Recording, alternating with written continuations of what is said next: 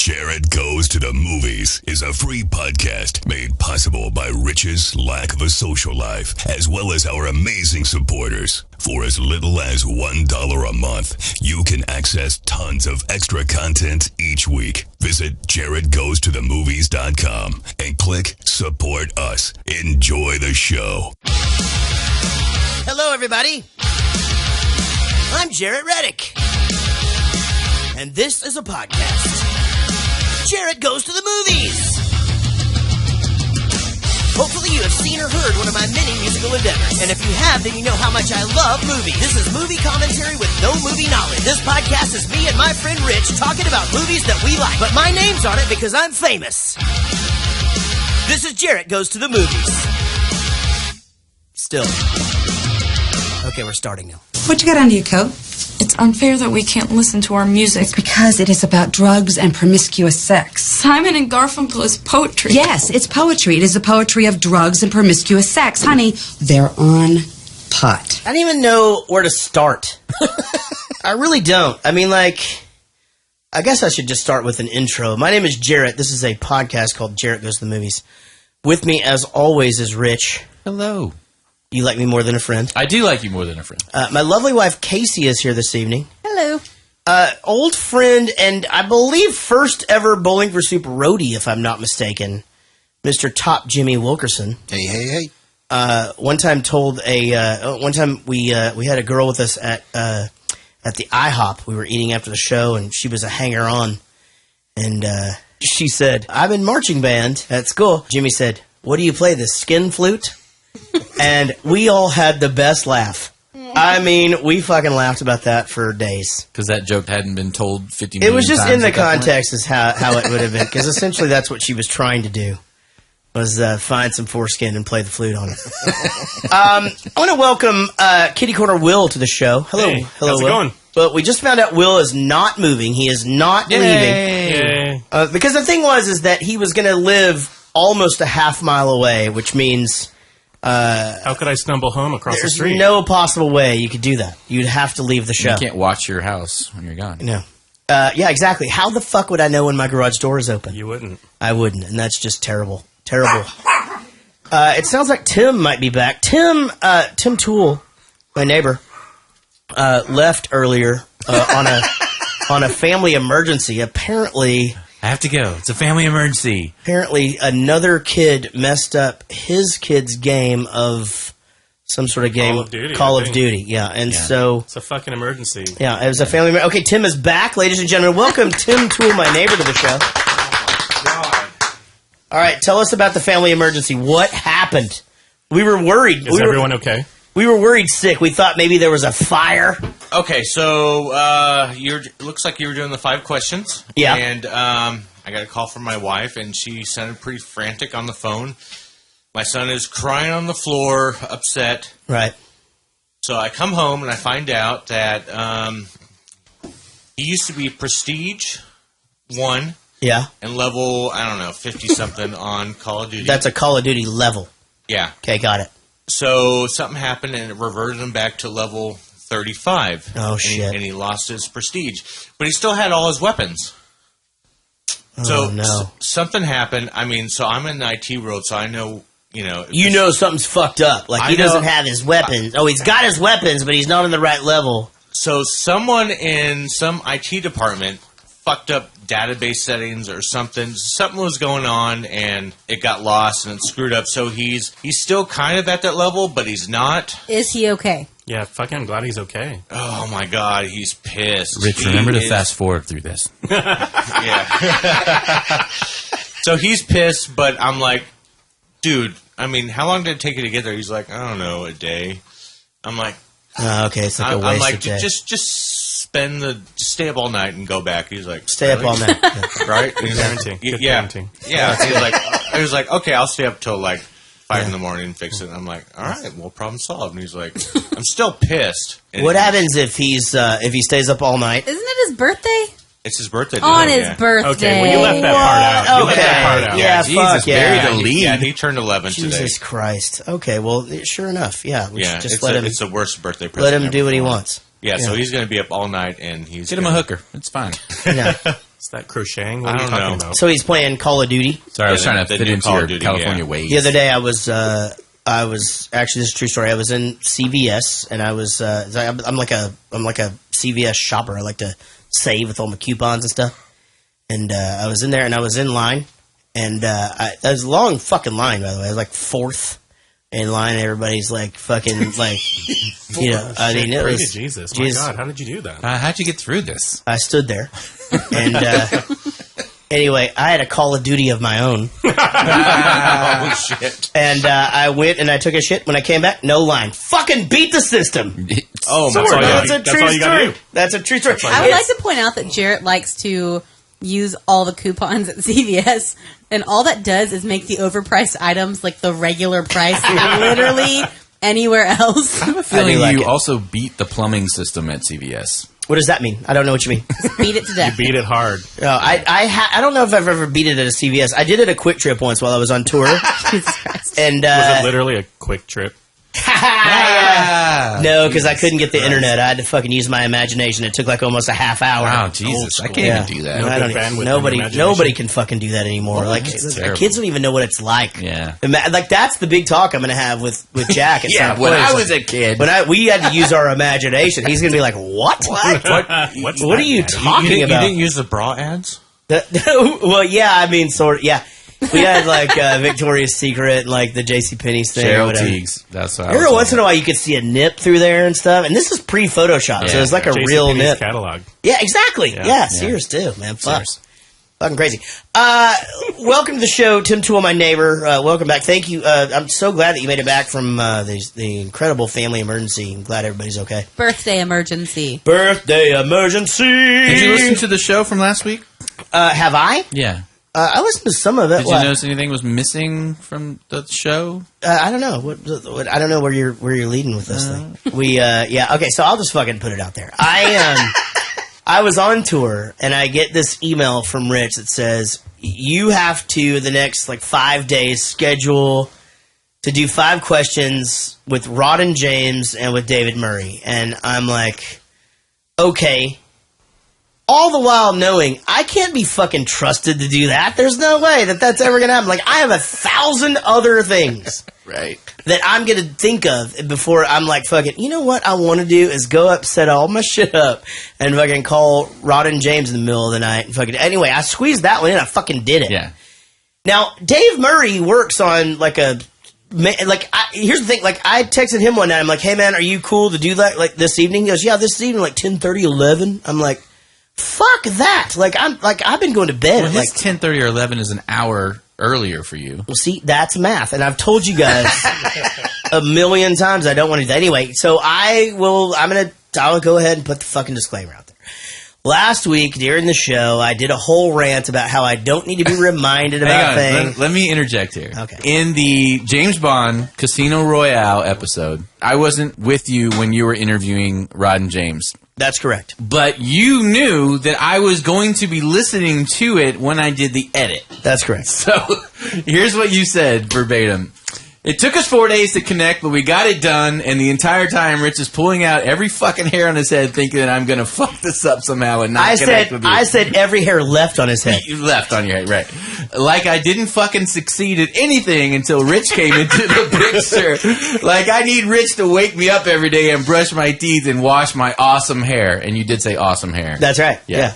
And I do have some I'm kick-ass sitting there fucking hair. editing this and listening to it for the first time, and I'm crying laughing at this because I know you're saying this because you know that I'll be sitting You'll in be my room having to edit editing. it. Yeah, exactly. And the whole time, So like, I go, okay, I'm not going to bother him. is that what you did? So I wondered Yeah, about that. absolutely. I said I am not going to bother him about David Murray's interview. I'm going to let him do his thing. I'm not his mama. He's not a baby, and so he'll get He it has done. awesome hair. So it becomes it clear to it me. becomes the Everybody Loves Raymond suitcase. Do you know what I'm talking about? So in Everybody Loves Raymond, they one time they had this fucking suitcase and he brought it in, he set it on the stairs or whatever, and him and his wife just fucking have this, ignoring it on purpose, waiting for the other one to take it upstairs. Right, yeah. And so you threw me at Everybody's That's Love called marriage. Okay, Yeah. so essentially we're fucking married now. Because you didn't remind me on purpose. Correct. Knowing I would 100% get busy, do all the shit. You know I'm busy too. You see the shit that I'm doing online. That's the thing, is I'm thinking about other shit. You're sitting there going, there's no fucking way he remembers this because he's fucking doing this thing. I can see that he's doing this. Like, oh, he's got this whole fucking Jaret Nation thing going. Whatever. Like, there's no fucking way he's going to remember this. And I totally didn't. And like, right when this podcast came out, I saw you. Actually, it was last night. Me and Casey were watching TV, and I thought, fuck. He's going to have to release this tomorrow. He doesn't have the interview, and he intentionally hasn't said anything about it. And sure enough, no 5 questions on Bad Santa. I just want to know why you hate Dave Murray so much. You haven't finished his song. Stop it. You skipped his interview. You stop it. Poor guy. Jaret's opening a bid. I think you should invite him to your house for another barbecue. Where I light the fire at 10:30. Don't do that to him. Yeah, I won't do that. He doesn't deserve that. Goodness gracious. Hey, ladies and gentlemen, this week we're going to talk about Almost Famous. I want to thank, before we get started, our executive producers, David Murray, Ashley C., Sheila Ray Wonder, Wendy Croft, David Dooley, Diane Small, Big Chris Whitehead, Lucy Murray, Chris Holt, Robin James, Eddie Weiss, Colin Blow Band, and Lisa Winslow. We're talking about Almost Famous. This movie came out in the year 2000. In the year 2000. A high school boy is given the chance to write a story for Rolling Stone magazine about an up-and-coming rock band as he accompanies it on their concert tour. The director is Cameron Crowe. The writer is Cameron Crowe. This stars Billy Crudup, Patrick Fugit, Kate Hudson, Philip Seymour Hoffman. It was a pleasure to see him alive in the movie. Francis McDormand, Jason Lee, the most flexible actor in all of Hollywood. Seriously, I've got to say. Oh yeah, there's no character he can't play. Oh, I thought you were saying he does the splits. Oh, either way. And Fairuza Balk. Fairuza Balk is in so much shit, by the way. We'll talk about. She's the one that like runs into the pole while she's running next to the bus. Anyway. She's in Waterboy, the girlfriend? Yeah, she is. Oh, that absolutely. girl. Yeah. All right, I love this movie that opens up with any movie that is going to be about classic rock and opens up with fucking the Chipmunk Christmas song, Jesus Christ. And I thought the same thing. David Dooley's going to point this out later, but Jason Lee being the lead singer of the movie is some crazy foreshadowing because he ends up being Dave in the Chipmunk movies. Isn't that fucking crazy? She opens this up with a conversation with him about the movie To Kill a Mockingbird, which is one of my favorite movies, books of all time. But she brings up Atticus Finch and What About Boo and all that stuff. She's talking to him about these like murder and shit like that, and then has a problem with Simon and Garfunkel because apparently they promote drugs and promiscuous sex. There is no person ever alive that wants to have sex with either Simon or Garfunkel. Ever. I don't think so. No, I mean, honestly. But they did some weird shit back then. So, it's the mom from Fargo. The mom is from the movie Fargo. Is there, like, something weird about her that's sort of, like, weird, oddly attractive? No. There's nothing oddly or not oddly attractive about What do you think, Jimmy? Frances McDormand. No. Okay. So, it's just me. Got nothing for you. She's beautiful. Yeah. Oh, my God, Will. Beautiful. Where you are. She's beautiful. Come on, you guys. It's no big deal. I'm 12. She skipped me a grade. Big deal. I'm a year younger. They're 13. I'm 12. Aren't I? I also put you in first grade when you were 5 and I never told you. So I'm how old? You're 11. 11? So you skipped 5th grade. There's too much padding in the grades. I taught elementary school. 11! This explains so much. It really does. I think she might be a helicopter mom. A little bit. I mean, can you imagine, like, what he's going through? Like, there's a lot of stuff happening when you're, like, 11, 12, and especially if you're if you're integrated with 13-year-olds, like... He's probably getting kicked in the bottom quite often. That's not really where I was going with His nose is not running, right? Like, shit looks odd in the locker room. You know what I mean? No, you don't. His penis is smaller than the other boys? That's not really where I was going. Where are you going then? She's leaving home to be a stewardess, by the way. That's politically incorrect now. We have to say flight attendant. Okay. We can't call it that. They were stewardesses back then, though. Jesus Christ, like, isn't it funny to even look back now on rock music back then and think that it was rebellious in any way? Fucking Simon and Garfunkel. It's insane. Satan's music. Exactly. Like, what the Scarborough fuck? Fair, that's some fucked up rock. Oh my God. It's insane. I mean, like, I get, like, the whole, Led Zeppelin Black Sabbath thing because they played it up in like theatrics and like album covers and shit. But like, I don't know if I'm really buying Simon and Garfunkel or, you know, I don't really know. But if you're a super religious, conservative person in that era, I mean, anything but church music. Here's the thing. She wasn't even that she was religious. No. She Yeah, was she just wanted to be outside the norm. She didn't want to be mainstream. So everything that she did was non-mainstream. That would be... Exactly. That's that where I doesn't thought make any that sense then. If she's not religious, then that doesn't make sense to me. I found it odd as well. Like that the mom was... So, I mean, obviously Cameron Crowe's trying to tell us that his mom was fucking Unless crazy. she was just academic. Like, everything needs to be for a purpose academically. I don't even really feel like that was what it was. I mean, she's a college professor, and she says she makes the comment, "I can't teach my own kids." I can't help you. I don't know. That doesn't make any sense. I don't know. Yeah, I don't get it. Here's a fun fact. You know, the hand was writing the names of the actors. Yeah, that threw me, by the way. That is Cameron Crowe's hand. I assumed it was. It's fucking amazing penmanship, by the way. Yeah, beautiful. Yeah, He messed up once. I know, but I thought that was kind of cool. Well, he was a writer. Yeah, okay. Well, yeah, I mean, but not all writers can fucking, you know, well, I guess they can. You know, so, record... Did you like that opening? Did you like... No, I had to fast forward past it. And, here's my thing. It threw me because I'm like, okay, you're in the movie, and then you're writing the names of the people that are the actors outside of the movie. And it just made me think about that. Well, I understand that, but it pulled me out. It pulled me out. Instead of taking that time to suck me into the movie, it was pulling me out of the movie.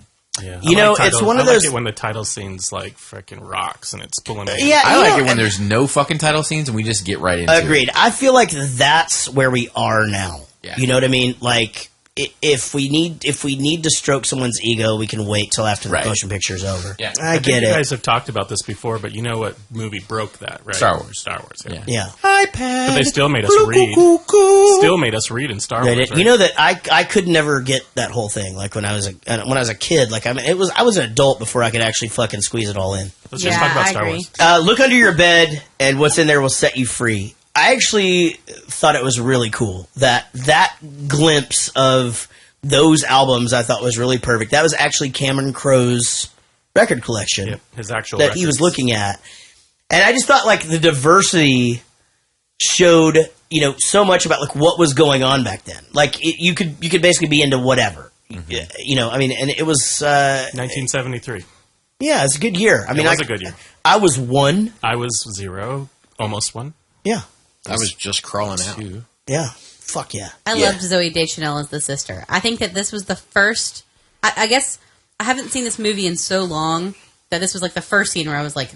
I mean, first of many scenes this time watching it where I was like, holy fuck, they were in this? Like, I forgot how many people were in this movie. There's a lot of stars in this. So my thing with Zooey Deschanel was this. I can never pick her out in a movie. I think we've talked about this before when we watched Elf one year, remember? You're Deschanel blind. And I'm like, I just can never pick her out. I just don't know what she looked like. And finally, this watch of this movie... eyes. Yes, exactly. Mm-hmm. Just like when I saw her eyes like standing there...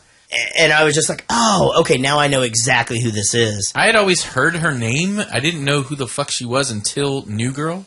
The New Girl? I love her. Yeah. And then I saw and I watched the show for the first season. 500 Days of Summer, did you ever see that? Yeah, but she was just super nondescript to me until I saw her in The New Girl, and I go, oh, this is the girl that everyone goes crazy over. She reminds me too much of my ex-fiancé. Pisses me off. Oh, yeah. That'll do it, yeah. No, I love her. Well, you love his ex-fiancé. So you're the kid who's been sending me those articles from the school newspaper. Yeah. I've been doing some stuff for a local underground paper also. And what do you like, the star of your school? They hate me. Yeah. Well, you'll meet them all again on their long journey to the middle. You know, your writing is damn good. It's just a shame you missed out on rock and roll. It's over. Over? It's over. I mean, you got here just in time for the death rattle. Last gasp. Last grope. At least I'm here for that. First of all, I want to say, Philip Seymour Hoffman is oddly one of my favorite actors ever. But it's strange because the things that I know him from and the things that he makes an impact for me are not necessarily movies that he's the star of. They're movies where he steals the movie. Mm-hmm. So I remember him from Boogie Nights. He was so fucking good in that, just like with his muscle shirt and his all belly hanging out and shit. And then he's so fucking great in Twister. I don't remember him in that. Like, what is he in? I was thinking one of the operators. Yeah. I was thinking more about the dude where he's in the movie with Jeff Bridges, The Big Lebowski. The Big Lebowski. He's so great in that. Did you ever see Pirate Radio? No. That's one of my all-time favorites, and it's totally that kind of movie where you're just like, holy shit, like, he's not the star, but he is. It's just everything he does, he can be just this basic character who maybe has 5 scenes. Or he can be Capote, which was insane. I've never seen that. I really want to. That's all part of it. You'd really like it. Yeah. Like, it's I think he's probably one of the greatest actors that's ever lived. It's a terrible, terrible loss. He doesn't appeal to me. Yeah. But I look at him and go, okay, you're probably one of the greatest actors that ever lived. Because he I don't can really become, like watching he stuff becomes somebody else. Yeah. So, is rock and roll over? It was over after Bowling for Soup. That fucking, actually, this rant I wrote down, he fucking nails it. First of all, I want to back up. What is rock and roll? First of all, I want to back up. All right. He's the editor of Cream magazine. So, did you ever buy rock magazines when you were a kid? Because I bought Cream. They also showed Circus magazine a few times. Hit Parader. Yeah, it was the fucking best. It's like, you know why I bought Hit Parader? Because they printed lyrics in there, and there's the only way you could get like the actual lyrics to shit. Because I couldn't understand fucking thing that Ozzy was saying. But even him just in there, it's funny. I had this conversation today on Facebook actually. That the reason radio is dying, in my opinion, obviously it's dying because, the organized, the way that music used to operate, or actually what this guy is predicting will happened 5 years ago, and then and as it happened, fucking the sales of music died. The radio industry is now dying. And the reason the radio industry is dying now is because you can't hang on because you have no identity left. So there's no DJs anymore. There's nobody who will just fucking go out on a limb and play Iggy Pop. So like DJs that have their own personality and they played the type of music they liked. Yeah, and the thing is what I was saying was, back in the day, DJs were rock stars. You would go to remotes, and there'd be a musician there, and you could give a fuck about that musician. You wanted to meet that DJ. Mm-hmm. I remember all the DJs from when I was growing up. Exactly, in and it's all gone now. Yeah. So the thing is, their hands have been tied so much. They don't pick their own songs. They don't set their own hours. So you have to pre-program your show because you're not allowed to be there more than this many hours. And you're working on 6 different stations. And on one station you're this guy, and another station you're this guy. Really? Oh yeah, it's a fucking thing. Anywho, we got into that, and I just thought his rant about the death of rock and roll was fucking spot on because it's exactly what happened.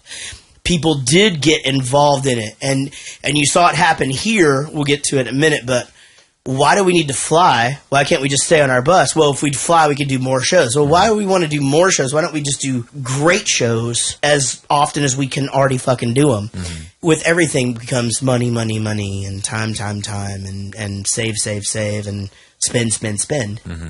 And I don't know. I thought this was spot on. I mean, obviously it's fantastic writing by Cameron Crowe as the fucking industry is dying anyway. But he fucking nails it here in this speech. I'm a journalist. I write for Cream magazine. Oh, the enemy, a rock writer. Right. Well, I'd like to interview you or somebody from your band. Look, I'm sorry, but could you please fuck off? We play for the fans, not the critics. I love the advice that Philip Seymour Hoffman actually makes a really big impact on the plot of this movie, whether you noticed it or not. Because he tells him, he says, hey, you're going to get to L.A., you're going to make all these fake friends. Mm-hmm. Don't make friends with the rock stars. Don't do it. They're going to give you free albums. Have you ever had someone on tour with you writing about you that you became friends with? Yeah. There's a difference between me and most of the other people that those people would have done that with in the past, and I think they would tell you that. It's because you're awesome.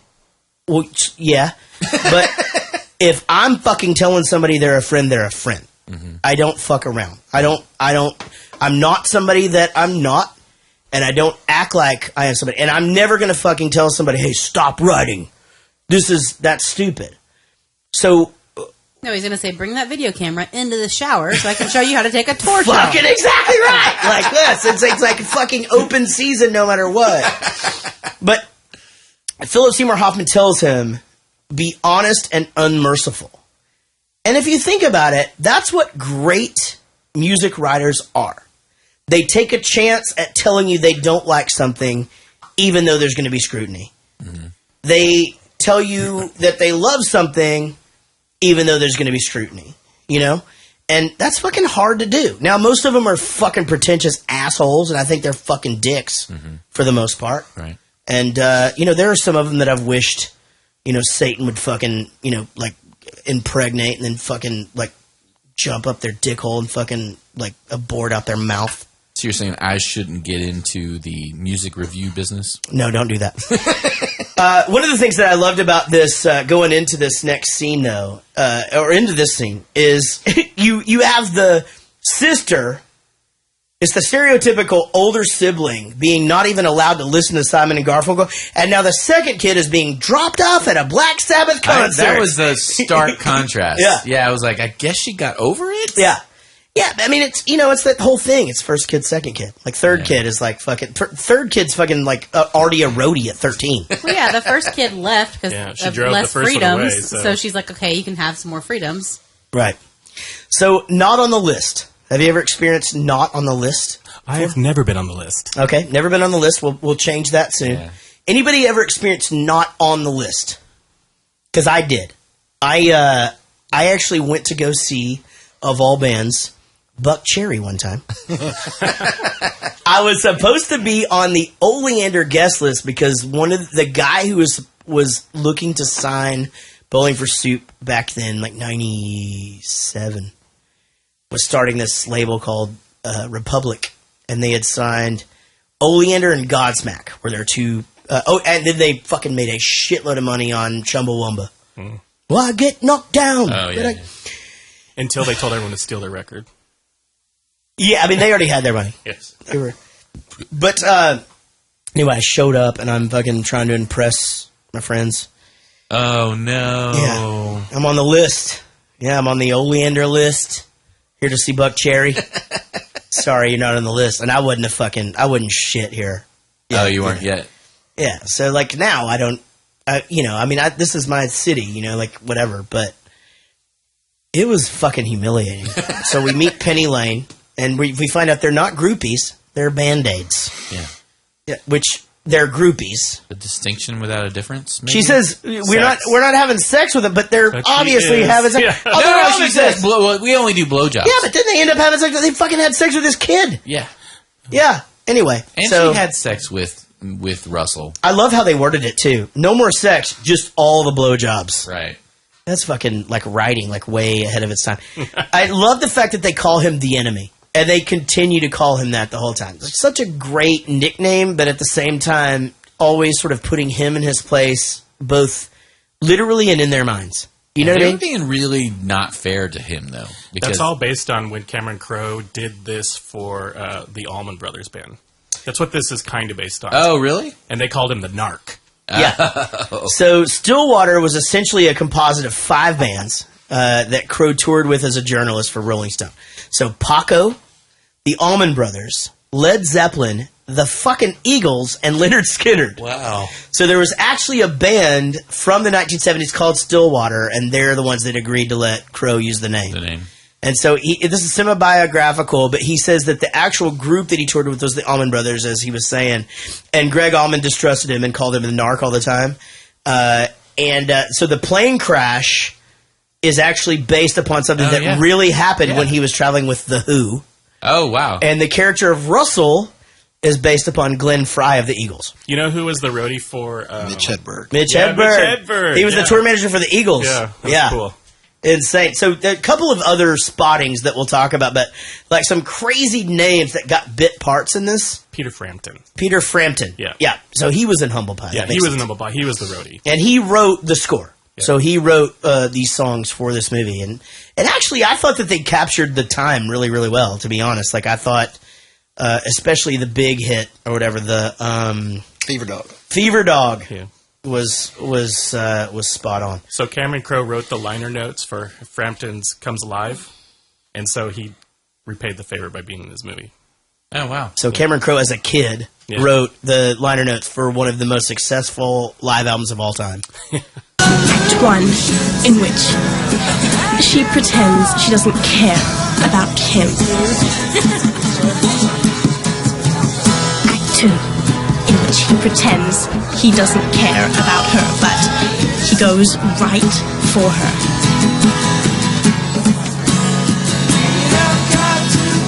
Act 3, in which it all plays out the way she planned it. She'll eat him alive. You've got to stop them. Stop them? You were her excuse for coming here. Okay, there's a couple of things that I can't fucking stand. And I'm going to tell you one of them right now. I fucking hate bands that do sing-alongs all the time. I fucking hate it. They're Like, loud in the party? dressing room. I fucking hate when a guitar comes out. It's like, we're off work right now. There's no reason for us to do this. We've like toured with bands and it was like, tonight's Rolling Stones night. We're going to only do Rolling Stones songs. And we're just like, can you just shut the fuck up? Like, we're trying to listen to fucking Ozzy and Propagandhi right now in our dressing room on speakers where it sounds real fucking good. And you guys are blowing it. Anywho, getting out to be able to go to this, he says he's going to a dance, right? And did you ever fake go somewhere when you were a kid? God, yeah. Yeah, we all did, I It's guess. like all I did was fake go places. Fake go places, yeah. Like act like you're spending the night with somebody. Because that was our big thing was we're going to spend... I find it so fucking... I mean, it's so insane. It's crazy to me that I didn't do drugs or like just get into crazy fucking shit. I mean, I didn't drink till I was really about 26 years old. And... it's crazy. I was renting real estate at 13. Bowling for Soup had our own spot. And I could tell my parents, we're just going to practice all night. We're just going to sleep up there. And they, okay, that's fine. See you in the morning. But you did practice all We night. actually did practice all night. That's not the fucking point, Rich. Oh, sorry. The point is I could have gotten into a lot of trouble. Right. But I was fucking telling the truth. Okay, goddamn, I guess that's not what I brought up here. I had an entire summer where I spent the night with a friend that didn't even exist. Jesus Christ. To the point where my mom would like tell my dad, like, she's just such a sweet girl. Like, her family's really nice. Like, and I would be like, yeah. Like, and she'd never met spoken to these people. I'd just drop little things and, oh no, she's a really sweet girl. Real nice. Oh, there he is. Let's welcome David Dooley to the podcast. Did you watch Almost Famous? We did. You know, I was a little lazy at checking the schedule and didn't look at it till like Sunday or Monday, and I was like, oh shit, Rich, is this really happening? Yeah. So we watched it last night. I was traveling some for work this week, but got home in time to watch it last night. I thought the casting was fucking incredible. Wasn't it? Yeah, I did. So, I mean, I don't remember the casting being that good from when I saw it before. Me either. I thought the character Russell was so perfectly cast that it was insane. Like, I could literally see what he was feeling all the time. I mean, he was just absolutely perfect. And that and Jason Lee in that band. Yeah. So I'm not going to ruin Will's segment, but I got a pretty quick in numbers to Jaret in that. Oh, yeah, that's a good one, actually. That's a good one. Oh, Will didn't prep for the show. Time to check the ties between the film and Jared. We're gonna name check until we find it. Only 6 degrees of Kevin Bacon, more like nth degrees of Jared Nation. So pull a bunch of names right from Uranus. They'll all connect to Jared, cause he's famous. In the movie Almost Famous, Jason Lee is the lead singer of the band Stillwater. That actor had his own show, My Name is Earl. Mm-hmm. On My Name is Earl, his brother carried around a jam box in one episode singing High School Never Ends by the fabulous Bowling for Soup. And there you go. Roadhouse. Perfect. By the way, Rich, new rule. Music does count. And here's why. You don't have music and shit. I know. So music does count from now on. It does. I'm only in just because I don't have music doesn't mean it counts. I'm in like 2 or 3 fucking movies. Like from now on, if my music is in there, it counts. I can only tie them back to your 2 movies, man. Yeah. All right, David Dooley, you know the drill. This is a thing called 5 questions where he asks you 6 questions, And if you get them all right, your name ends up on the plaque that will never be seen in the history of the world. Random question time. All right, question number 1. True or false? We got to see plenty of what's her face? Kate Hudson. We got to see enough of Kate Hudson naked. True or false? False. That is false. That is correct. That is right. We're going to wait on Rich to body shame during the show. I'm just fucking waiting on it. I thought that they were fucking perfect. I have bigger tits. They were subtle, subtulous. I promise you, the 13-year-old stepson noticed them when they were there. Oh my goodness gracious! All right, so that was the first question. Of course, was about Kate Hudson's boobs. We only get to see her mom's in one movie. Can you, for a bonus question, name the movie where Goldie Hawn's boobs were shown? Movie also had Wesley Snipes in it. Okay, we're gonna get. Would you like to ask for help from a friend named Jimmy? Yeah, go for Jimmy. Jimmy, we're gonna phone a friend, Jimmy. Phone a friend for Jimmy. Let's go with Wildcats. He's gonna go with Wildcats, and that is correct. Oh, wow! It is the very first phone a friend that has ever happened during Jaret Goes to the Movies, and that is absolutely correct. I used to know exactly when that scene happened, and I would just sit there with the VCR and like rewind and go back and forth. And you say on the VCR. Yeah, exactly. And she's like in the bathtub, so they're sort of a little bit, You didn't have the A-B on your VCR where you could mark it A and then B and it would just automatically... Oh, fuck no, man. I didn't even know that was a thing. No. Jesus Christ. I don't even have that on my MacBook Pro. Professional program. Well, I can tell you why. This guy. All right, that's 2 right for you already. Question number 3. In the movie Almost Famous, we have 2 very, very famous lines. One of them is sort of like I'm King of the World, where a guy is standing on the roof of a house. Yep. What does he say? I am a golden god. I am a golden god. And I'm on drugs. And I'm on drugs. That's bonus points. Ladies and gentlemen, now you have 3.5 right, David Dooley. Nobody's ever gotten 3.5 before. Question number 4. In the most famous scene from this movie, we learn that the singer he's been grabbing the guitar player's wife by the pussy. We also learn that they've all been kind of spreading it around a little bit. We learn that Jimmy Fallon killed a guy, and we learn that the drummer is what? Gay. He is gay. That is right. You could run your own song. We should insert Bowling for Soup song here. Absolutely. That is 4 correct. 4.5. And here's that's 4.5 correct. Thank you, Will. Will is our fact checker, by the way. And P.S. No one has ever answered these questions so quickly. It is with no thought at all. You may be going for the record of it only taking 17 minutes. Okay, you've got 4.5 right. So, 5 or right. This is 5.5. Well, this is 5. I thought Wildcats was a bonus question. A bonus half question. Hey guys, I've told you guys this before, and like I don't mean to be a dick. We've talked about math. Fucking shut up. Well, a lot's riding on this. Okay. All right. Question 5. Here. Question 5. And Jesus fucking Christ. Okay, take the half away. The half doesn't count anymore. He gets the half at the end. Finally, God. He gets the half at the end. Okay? Then once the half comes in, then we'll fucking add it on. I don't even know. They said we never used this in real life. I don't even know what the hell happened. All right. Holy sweet Jesus. All right. Here's the thing. A little bit about me in this question. Almost Famous, the movie, is a movie that Jaret Reddick gets mixed up with Forrest Gump. Not this one. What? Not whatever the next one is. How do you know that's what I'm going to say? Because you're searching for a... No, I just can't think of the name of it. Not B. I had this fucking planned for later, and I was going to be like, I get these fucking 2 movies mixed up with this one. Cursed? And I can't fucking think of what it is. It's not Cursed. All right, Rockstar? scratch this goddamn... Yes, it's that one! I know. Rockstar? Okay. Detroit Rock City. I get this movie mixed up with A, Forrest Gump, B, Rockstar, or C, all of the above. I'm going to go with Rockstar because that's what Randy was confused. That's what she thought it was going to be last night. So Rockstar. That is correct, and it's only correct because of a technicality. I actually do get this mixed up with Forrest Gump as well. What? But I fucked up the question, so you get it right anyway. I don't know why. I'll take it. You know, she's like on tour with hippies or whatever, and he fucking comes in, he tries to break up the party. Yeah, I see what you're saying. You know, I get it mixed up. Anyway, yeah, that's 5 correct. Now we will go to Rich for today's bonus question. Very nice. And hopefully you will get this right. And once again, have your name on the plaque, never to be seen. Bonus and a half question. Yeah, bonus and a half. David Dooley, which singer is the least annoying?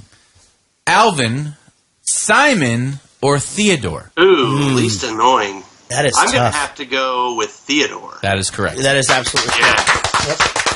And I like that you worked in a Chipmunks thing there. They are the opening song to this movie. They are. And Jason Lee being in it made that even funnier. Since Exactly. Well, fucking thanks for blowing that, David Dooley. I was going to point that out later.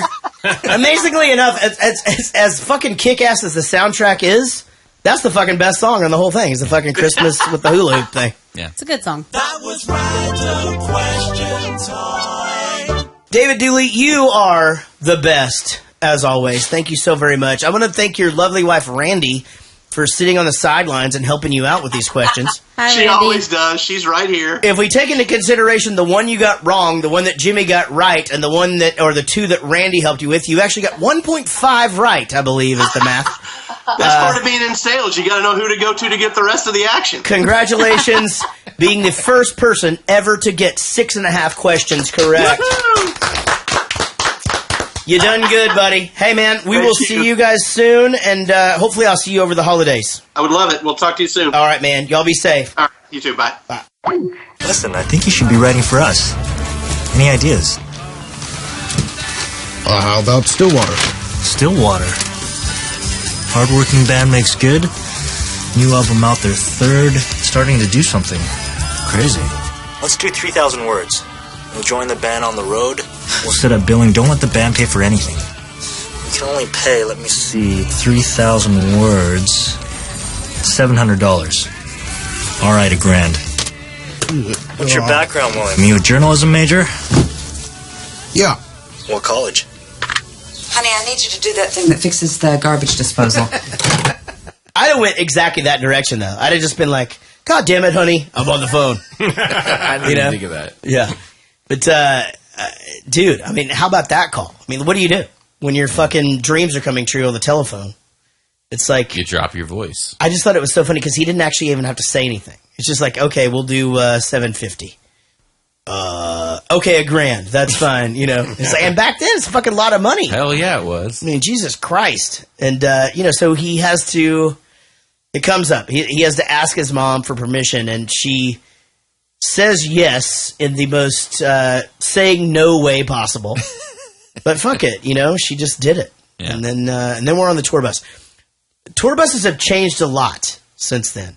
They're not seats like it's a not regular seats. Greyhound? No, we have cable.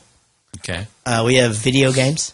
We have our own places to sleep. Does it just run behind the bus? Yeah, how long is that cable? Yeah, it's a long cable. What, for video games?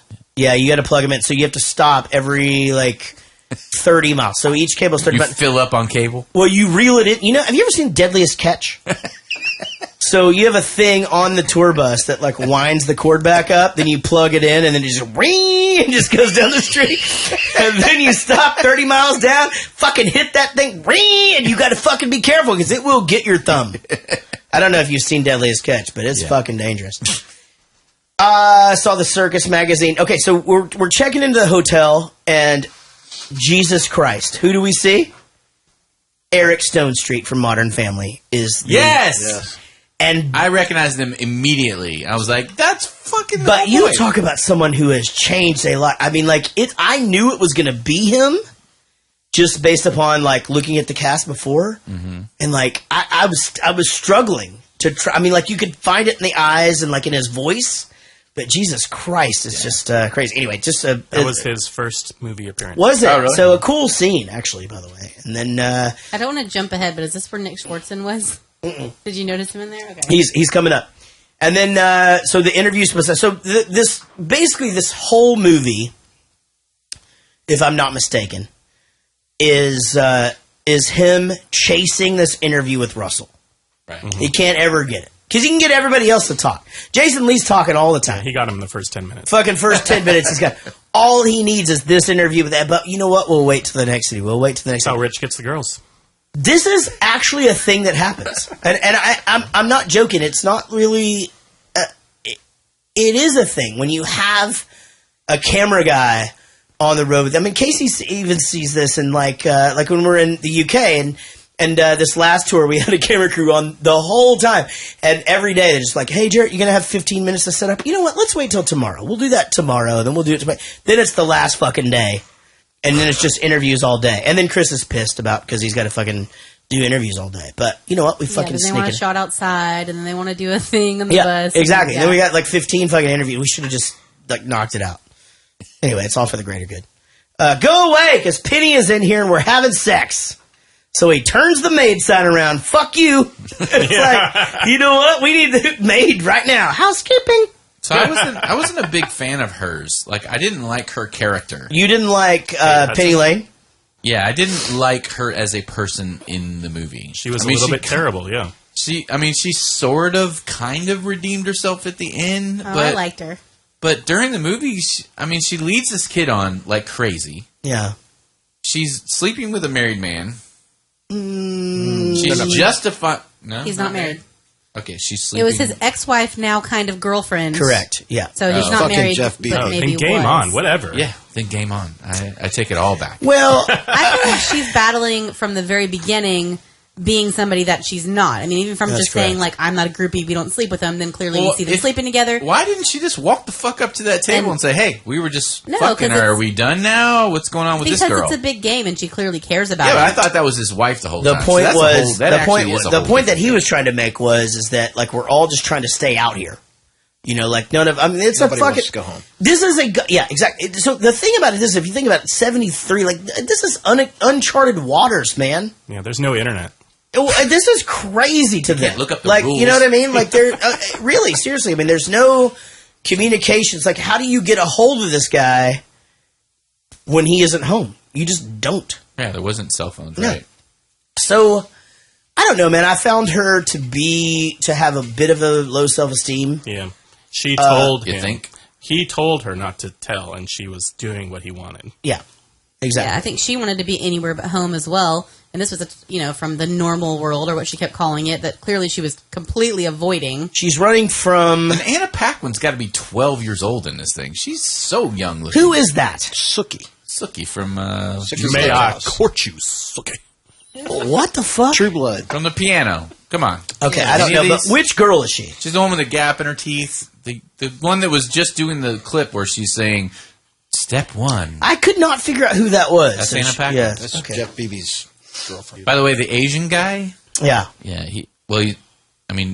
he's Asian, I guess, but he's not Russian or Indian or Persian. So, whatever you... I know it's not very descriptive when I say Asian. You might not immediately go to We've the guy I'm discussed this. talking about. Well, actually, what's The guy- funny is... the guy that's from the land that sells Oriental carpets. You just assume that Asian means fucking Eastern Asia. No, I don't assume that. You do. We've talked about this No, before. I said Oriental. Y'all said that's You not... can't say That's Oriental That's You not a can't thing say- anymore. But everyone knows what I was talking about if I say Oriental. No, everybody knows who you're talking about if you say Asian, because nobody actually realizes in this country that Russia is in Asia. And India. We don't fucking put it And together. Persians. And Afghans. And Persians.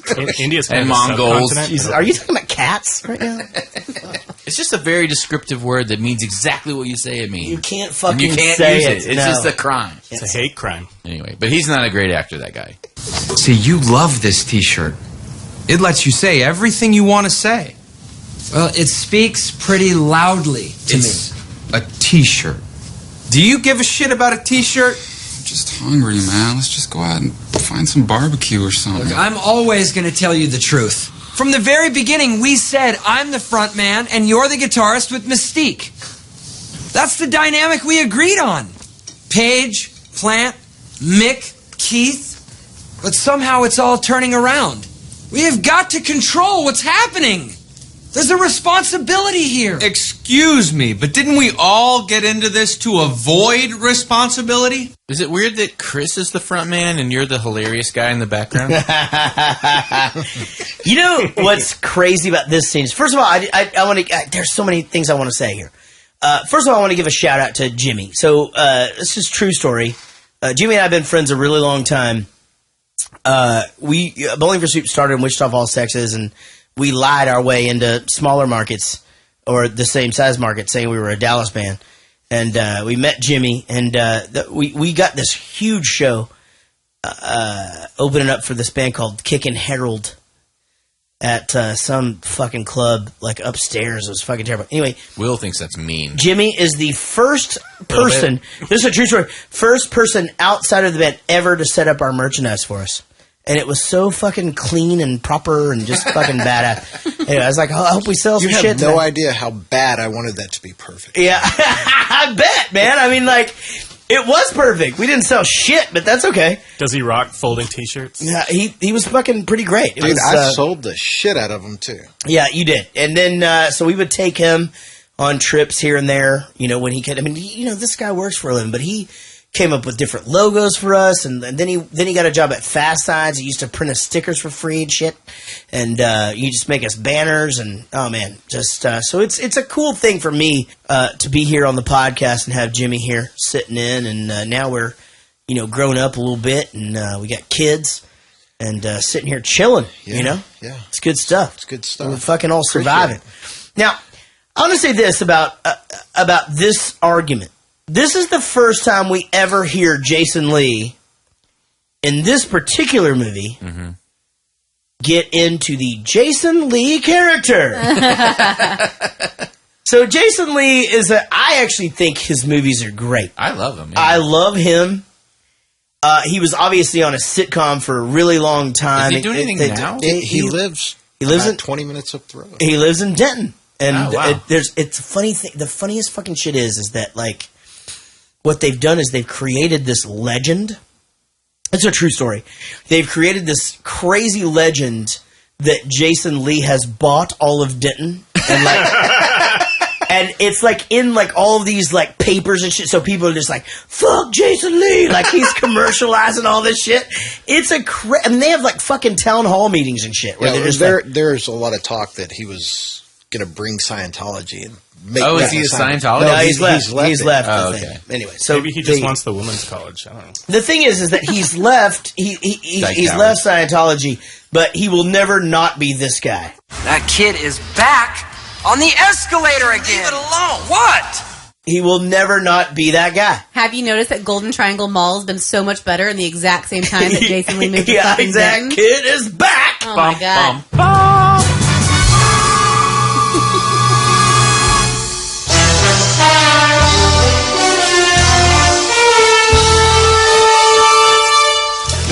Roadhouse. Anyway, so Jason Lee apparently is just taking over the thing. Can I say something real quick? Anything. Is it not odd to anybody that this band is it 3 albums or 3 years into their career and this is their first T-shirt? Yeah, so I was going to say this. I was going to suggest that this be the thing. But these guys are playing fucking arenas opening up for Black Sabbath. Like, pretty sure you'd have a T-shirt by now. Maybe it's the first T-shirt with their pictures on it. I mean, they've already got unlimited blowjobs, so I guess they're just, you know, keeping their priorities Maybe straight. their manager does suck.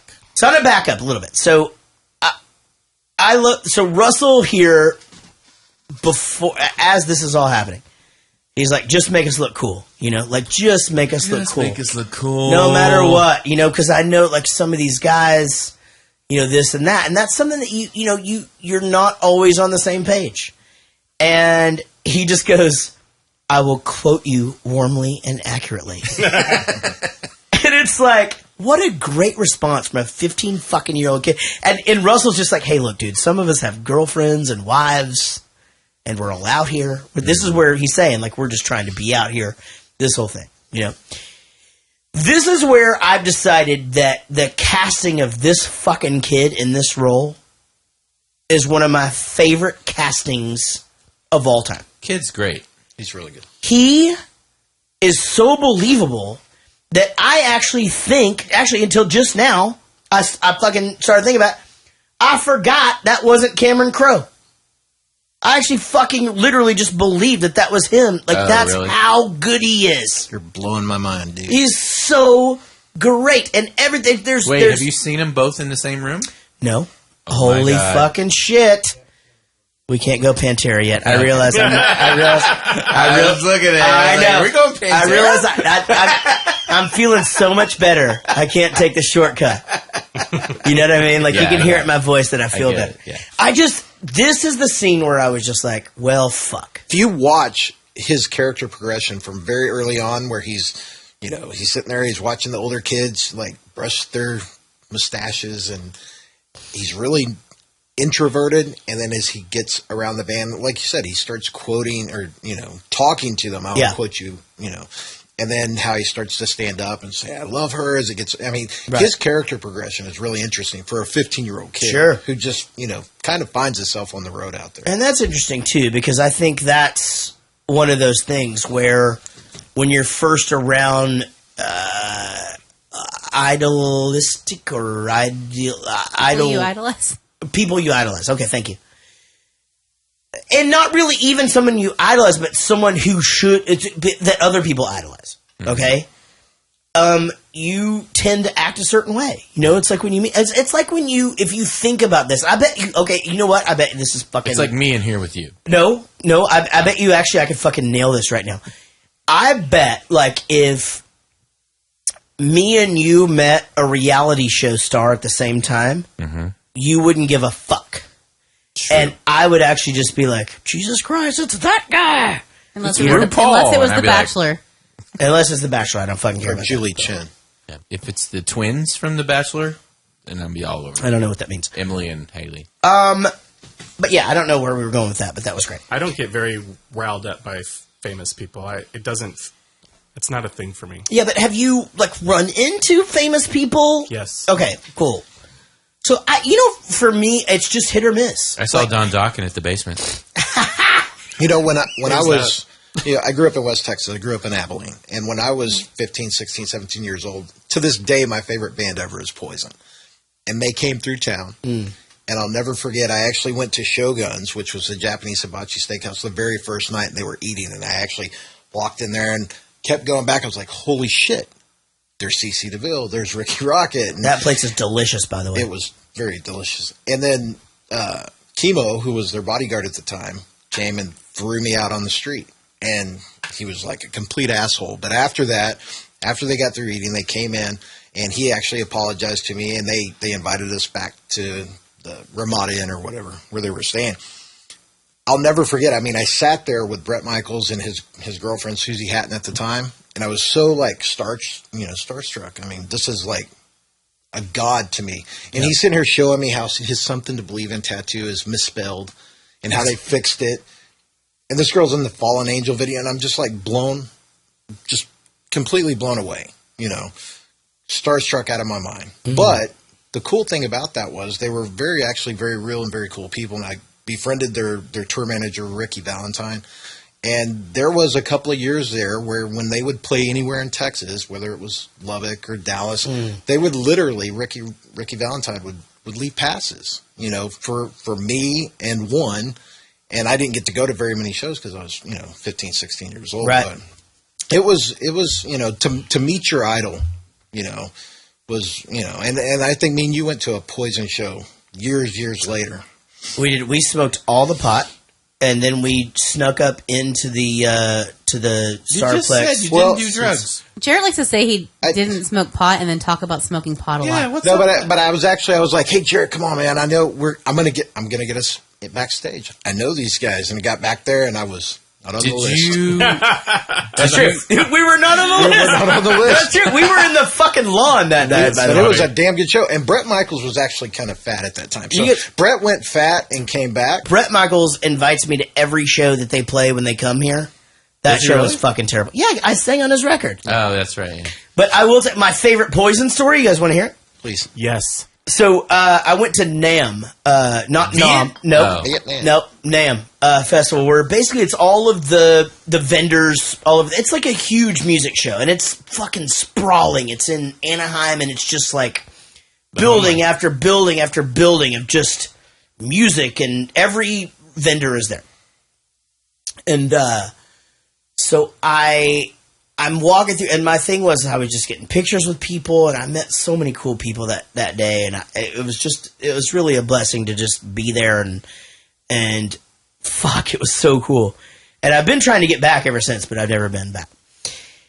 But I saw Ricky Rocket, and I stood there, and he was in conversation, and so I just stood there, and I just waited to take a photo with him. Well, while I was waiting, someone came up and were just like, "Hey, are you Jaret from Bowling for Soup?" I'm like, "Yes, I am." Goddamn right. And that may be what I said. Okay.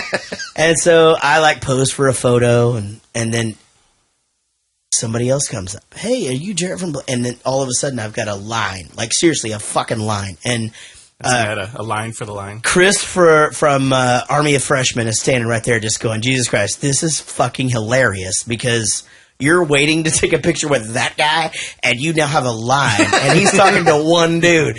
Anyway, so finally, he kind of breaks conversation. I go, "Hey, Ricky, you mind if I get a photo?" He said, "Sure, yeah, we take a photo, whatever." And so I'm walking away. The line is kind of walking with me, and he just goes, "Who the fuck was that guy?" And I still have that picture to this day. Awesome. And they're like, "That wasn't anybody." Yeah, that wasn't anybody. So let's talk about the first t-shirt. You guys have actually already commented on this. Why wouldn't this band already have t-shirts? Here's the thing about the t-shirts. These wouldn't even have made it back into the dressing room. I'm going to be honest. They would be out there for sale. Sale already. Yeah, it's and there's no fucking way that any manager's you know what? Fuck it. It's the label's problem. Let's ship them up. It's hey, the label sent these. Let's sell the shit out of these and spend the money on more pot. Yeah, but they've made it up I don't know, they've said multiple times that money just isn't a main issue for them. They're not in it for the money Bullshit. yet, I think the whole thing was was fast track for and it. They kept trying to blame the record company for everything, and obviously it's just a slam at the industry in and of itself. But the label until the 90s had nothing to do with your merch. They didn't send you your manager. They didn't none of it. All they did was give you an advance to record your CD, right, or your album. Okay, let's go backwards. CD, cassette, album, 8-track. Album. I believe it's album. I love that when he says, "You're the mysterious one. I'm the lead singer," or whatever. Really? That is such an interesting thing. It shows you they thought out their formula. They did, yeah. They're this is the guy you're going to be. Even though they want to be true to the music. Yeah. Sure. And then as he's leaving, he just goes, "And your looks have become a problem." Yes. And he looks like, what the fuck? Do you know Brad Pitt was originally cast to play Russell Hammond? Oh, really? I did not know that. Is that true? I could see that. That'd probably have been really good. Jesus Christ. He didn't take it because he thought he was too dumb to play the part. What? It's true. Thought he was too dumb? He said he didn't understand the part enough to take it. Jesus Christ. What would Brad Pitt have been doing at this time, though? This came out in Jennifer 2000. Aniston. Hi-yo. Roadhouse. Rich had done something last week where he asked for people to pledge to our Patreon site to help us out, help us support the podcast. Again, we don't take any money from this. Everything that we get in terms of support is going to further the show. We actually haven't spent any of the money yet. Even all the advertisements and shit. We're spending our own money on that. I only say that because last week, I had to say everybody's name 5 times and talk about how good they would look in spandex shorts. This week, I've been challenged to make up a song and mention 5 people. 10. 10. Fuck. 10 people. And I have to say something about them. And I'm going to go to the judges. I have not seen these names yet. No, you have not looked at the names or anything I've written about them yet. Okay. So So the idea here is they either had to be a new supporter of the show or had to up their pledge each month by $1. At least $1, yeah. I'm going to write a song about these 10 people. I'll do this off the top of my head. Now I have notes here. It'll pick it up. I have notes here, and I did not even tune this guitar, as you can tell. We didn't say we're going to tune the guitar. Yeah, fuck, yeah, right? That cost $2.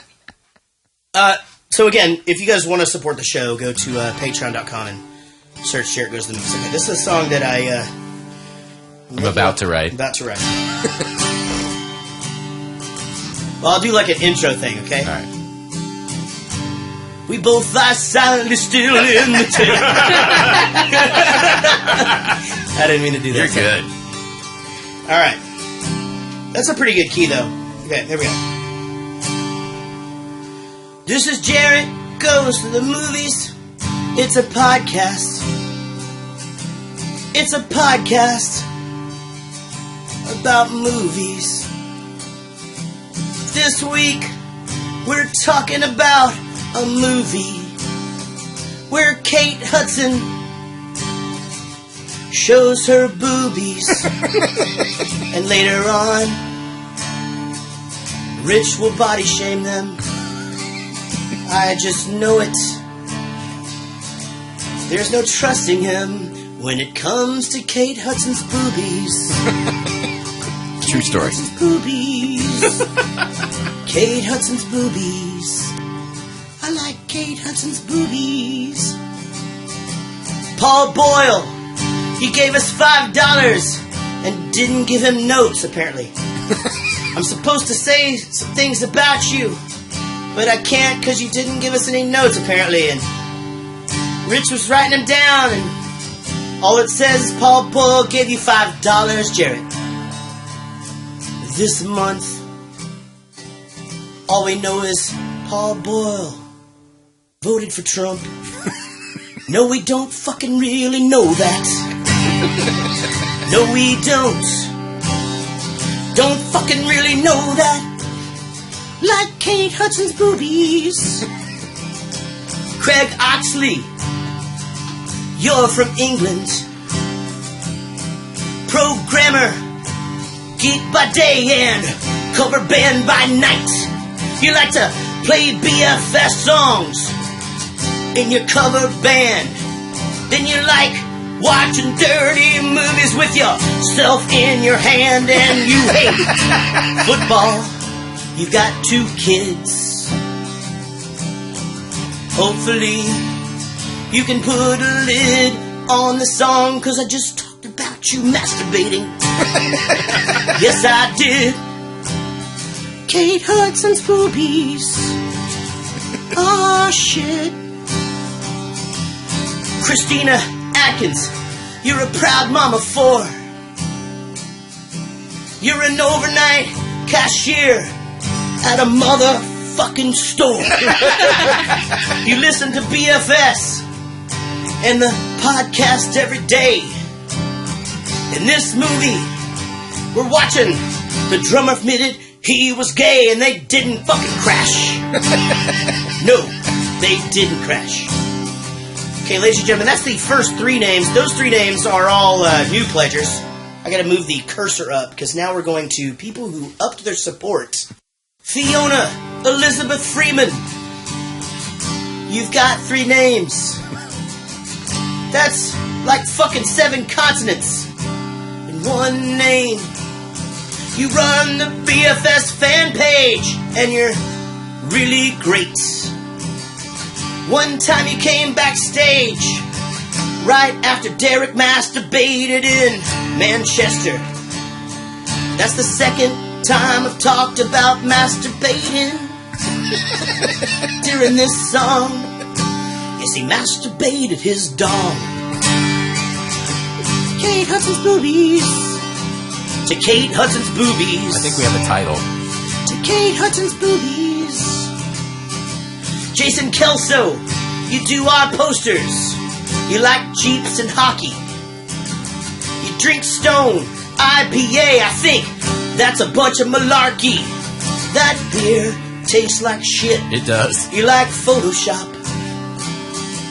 Your wife's name is Angela, and you like when she's on top. Kate Hudson's boobies. Kate Hudson's boobies. Chris O'Dell, you went from $1 to $5. You drive a delivery truck and we're glad you're alive. You're an arborist. That means you work with trees. You like working on cars and making fun of your girlfriend, but hopefully not her boobies. Kate Hudson's boobies. Ooh, this is the longest song ever. Kate Hudson's boobies. James Glacken. You're from Denver, but you live in Kansas. You're an attorney. For Chris Burney? But you visit Frisco often. You love Torchy's tacos. One time you got punched in the face by a 70-year-old man at a bachelor party at a strip club. Too bad you didn't see that night. Kate Hudson's boobies. Ooh, Kate Hudson's boobies. Ooh. Peter Fitzpatrick, you flip burgers for a living. You love real football, not the American kind. Your girlfriend's name is Sinead O'Connor? And you're gonna be a dad real fucking soon. Kate Hudson's boobies. Kate Hudson's boobies. I saw Kate Hudson's boobies today.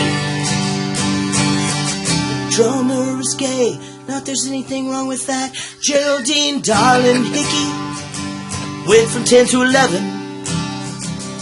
In this movie, kid thinks he's 13 and finds out he's 11. I know you hate getting old. You got 2 teenage sons. You're Irish. You work for the government. You like jigsaw puzzles. I didn't make a rhyme out of that on purpose. 'Cause I'm a fucking songwriter, not a goddamn puppet. And you still don't understand the Oxford comma. Rich could explain it to you, but I don't want to fucking hear that again. No, I don't. See, if it's a list, Kate Hudson's boobies. put the comma before the and. Use the Oxford comma. Lucy Murray, you're a real redhead. Do the carpets match the drapes? Oh, wait, did the curtains match? Wait, you wrote down curtains match the drapes. Why did you write that? Lucy Murray, you're a real redhead. Do the curtains match the drapes? Isn't that the same thing? Right, I fucked it up. Carpet match the drapes. You like to date your yoga instructor and then not get asked to come back to yoga because he dumped you on a date because he was like, this is super weird and holy shit, why am I dating this girl from yoga? And like, fucking, you're like, Jesus Christ, man, fucking child's pose.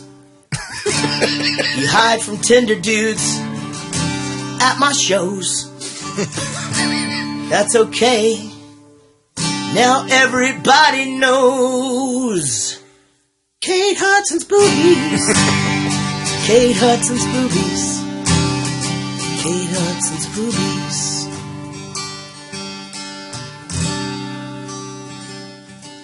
Wendy Croft, you're our top supporter. She's our friend too. She likes to run for the border sometimes. I don't actually know if she likes Taco Bell. I just fucking thought of that earlier when I said supporter. She lives in Ohio, watches volleyball on weekends. She loves Rick Springfield. She loves Rick Springfield. Wendy Croft, your love for Rick Springfield is hard to hold. Nice. Thank you very much. Thank you. That could possibly be the longest song ever. Now, if we ever do that again, let's go with 5 people. I tried. All right. You're real. Your room is real. Your friends are real. Real, man, real. You know? Real. Real, you know? You're more important than all the silly machinery. silly machinery, and you know it. In 11 years, it's going to be 1984, man. Think about that. Want to see me feed a mouse to my snake? Yes. The worst No. fucking thing. This kind of talk. If I could pick one thing that annoys me the most, it's fucking people talking like this. Do you want to know something about this? Like, I swear to God, this matter. was true. I actually thought this while watching this. This is 100% something that would happen all the time. You would be sitting there and people are just looking at you and you're supposed to say something. You're like, yeah, fucking music is great. And blah, blah, blah. You want to see me feed a mouse to my snake? Yes. That is I fucking do want to see that. That's how conversations go down in our household all the time. Like, it doesn't matter what's happening. Like, yeah. It doesn't matter what conversation is. Like, yeah. You want to just not talk about this and go get a margarita on a patio? Yes. Yes, I do. 100% true. Like, you want to go throw the shovel at the fence? Fuck yes. I do actually want to do that. Rich throw hates the your shovel family. at the fence. Rich hates you guys. No, I hate talking that means absolutely nothing. I love, he goes, let's go find something real. And the kid just grabs one of the T-shirts, one of the Forbidden Tea, stuffs it in his bag. Yeah. You know? And then we hear it again. It's happening?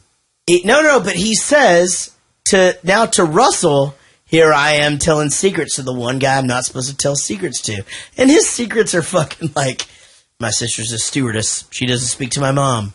But to him, that's life. Yeah, he's 15. That's what he's got right now. You know what I mean? So it's like, we're just two people walking down the street looking for real But shit. he's constantly putting a guilt trip on him to not use anything that he's seeing because, A, this is his job. He's supposed to be Because writing he's this. letting him in, yeah. So every time he goes, oh, I shouldn't be telling you this because you're the one person Yeah, I shouldn't be. you're and evil. so he's like, the fuck? I'm trying to write this Yeah, article but he and you're could've- telling me I can't use shit. But he could have distanced himself from him. That's the thing, is that every time he says, I shouldn't tell you this, that is a cue that he gets to get closer to him. He could have been more professional about it, 100%. He just chose not to. I thought that what they were trying to do is make this up-and-coming band bigger, kind of all of a sudden than they were. Mm-hmm. Which makes sense, because you only have this is a goddamn 2-hour movie, Rich. Jesus Christ. I thought this movie was real long, by the way. Like, it got really, really long to me. Yeah, and I'm sorry, Jimmy, I was not a fan of this movie. No? No. Okay, I liked the movie. Let me back up. But as he's walking through the party, like, I grew up with this lampshade. I fucking love this kitchen. It's like, I'm so detached from reality that I haven't been in a real house in a while. Now, that can happen, but it hasn't happened to the band that just got their first fucking shirts. Do you know what I mean? Well, I think the shirts was the problem, not... 'cause like you said, they were on album 3. Were they on album 3? And they're Is that the opening thing? up Yeah. for fucking Ozzy. I think the shirts were a fucking problem. Yeah. It shouldn't have been your first shirts. It should have been your new shirts, right? Right. You're opening up for fucking Black Sabbath. But I liked the movie a lot. Oh, wait, was it Ronnie James Dio, Black Sabbath? It was Ozzy, yeah. Oh, okay.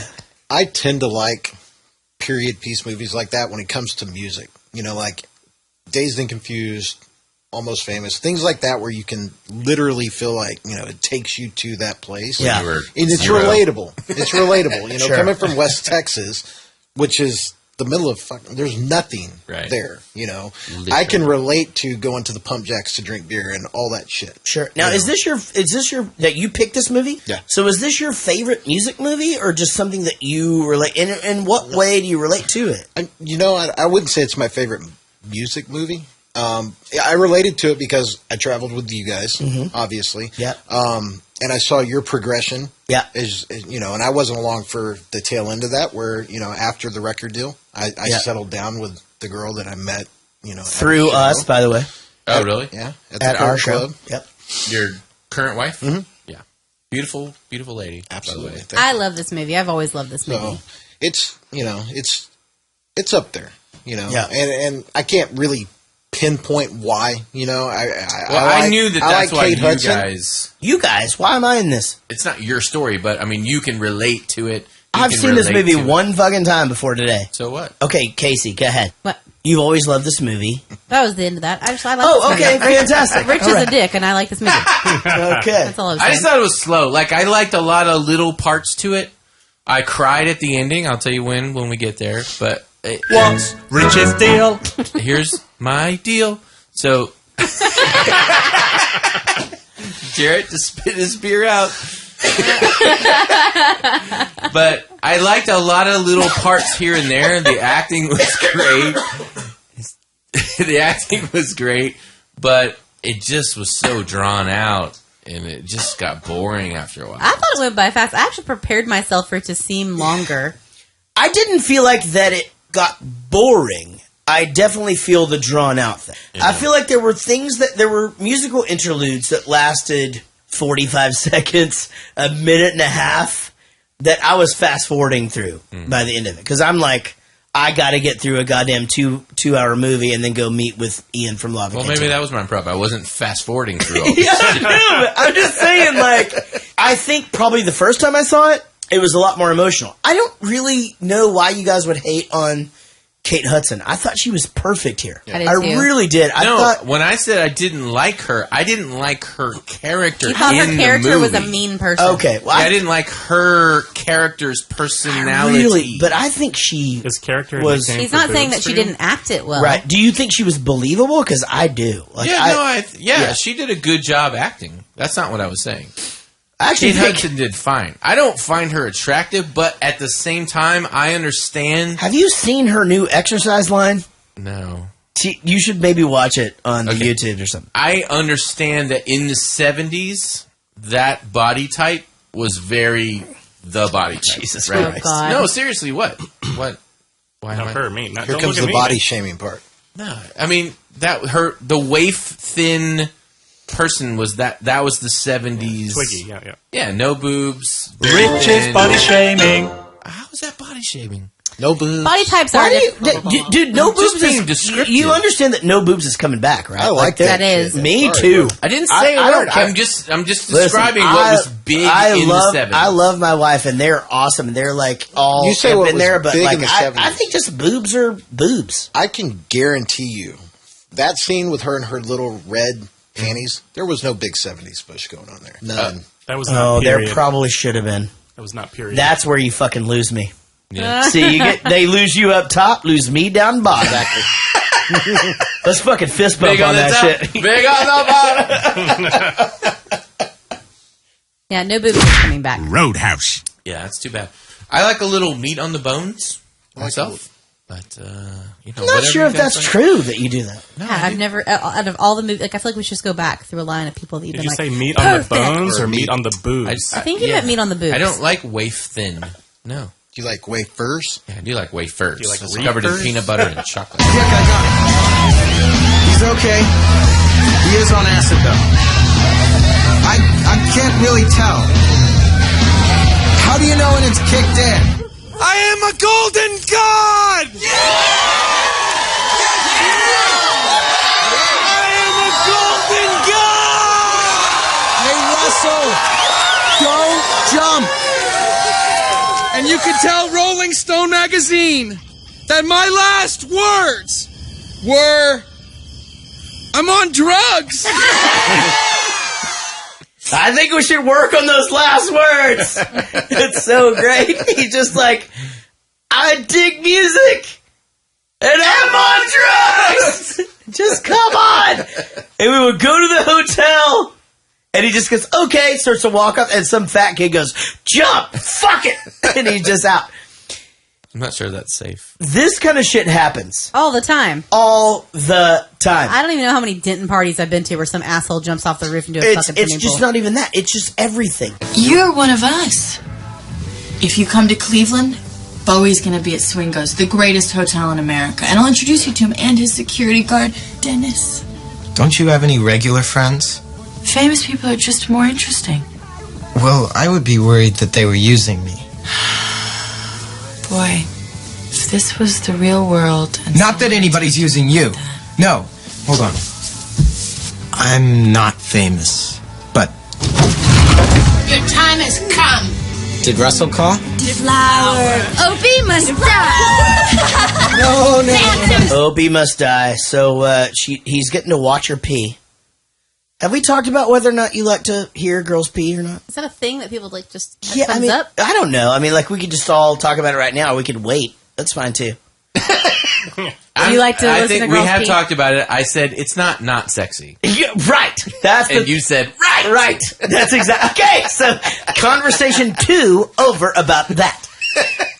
Dude, he just got a foursome. Opie with must no die. dudes. Opie must die. And no dudes were in this foursome. I know. That's incredible. Yeah, he fucking did it. It's like he should be on that show. That's incredible. With He Fran didn't even Tarkenton. have to be sleazy to pull it off. Yep, he didn't. They pulled it off for him. Right. Think about how hard it is to have sex with one woman. So it's like Rocky chasing the chicken around in the, you know what I mean, when he's training. Yeah. That he had 3 women. Yeah. And he didn't have to chase one around. I don't think he got all That's 3. amazing. Yeah. I'm pretty sure he got all 3. When he's walking down the hall the next morning, the one girl's coming out of the other. Well, That's and he why that wakes was up funny. next to the one, right? No, that's why it was funny. Was that she was like, "Oh, good morning," and she was already in another room. Right. Yeah. Well, he did wake up next to the one because she answers the phone. I'm pretty sure he banged all 3, and then a couple went to their own. I don't bed. think he did anything. Either way, Rolling Stone are on the phone. Apparently, they just know where he is all the time. And possible cover, 3,000 more words. And let's fucking roll to Cleveland, you know? Okay. Then we see Nick Swartzen flip the fuck out over David Bowie. And apparently they're just in some goddamn fucking hotel where all the rock stars are. I don't get why Rolling Stone gave a fuck who answered the phone in the bedroom. I would have been like, "That's also my wife, you fuck." I thought about that the whole time. Like, why do you guys give a shit? Yeah, you're Yeah, Rolling and Stone why magazine. don't you give a shit about anything that he's done so far? Why aren't you asking for some kind of, give me a status update. Read me Right. something over the phone that you've written so far. Was there so much money in it back then that it didn't matter? Like, was it Possibly. like that all the time? So here's where we see Kate Hudson's boobies. And the fucking whole time I was sitting there Are thinking... you sure we saw boobies? Yeah. Okay. Just The checking. whole time I was sitting there thinking, At least Rich is nipples. going to fucking hate on these. I knew you would. I saw nipples. I don't know about. Yeah, I don't know. Because they were far away. Yeah, maybe it was really far away. Benefit of the doubt guy. A boob is a boob. And the thing is that no matter what you're doing or where you are, if you see one, you're fucking stoked. So is true. if you see a boob in real life, even if the lady is breastfeeding, you always fucking look Oh, no, twice no. at I'm it. totally about breastfeeding boobs. No. Jesus Christ. I'm saying a boob is a boob. A shot is a shot. No. But breastfeeding boobs are full. Well, I didn't fucking say... You brought up breastfeeding. God damn it. This is not some apron-wearing mother you're speaking to. I know all about your Valhalla decadence, and I shouldn't have let him go. He's not ready for your world of compromised values and diminished brain cells that you throw away like confetti. Am I speaking to you clearly? Yes, ma'am. If you break his spirit, harm him in any way, keep him from his chosen profession, which is law, something you may not value, but I do, you will meet the voice at the other end of this telephone, and it will not be pretty. Do we understand each other? Yes, ma'am. I didn't ask for this role, but I'll play it. Now go do your best.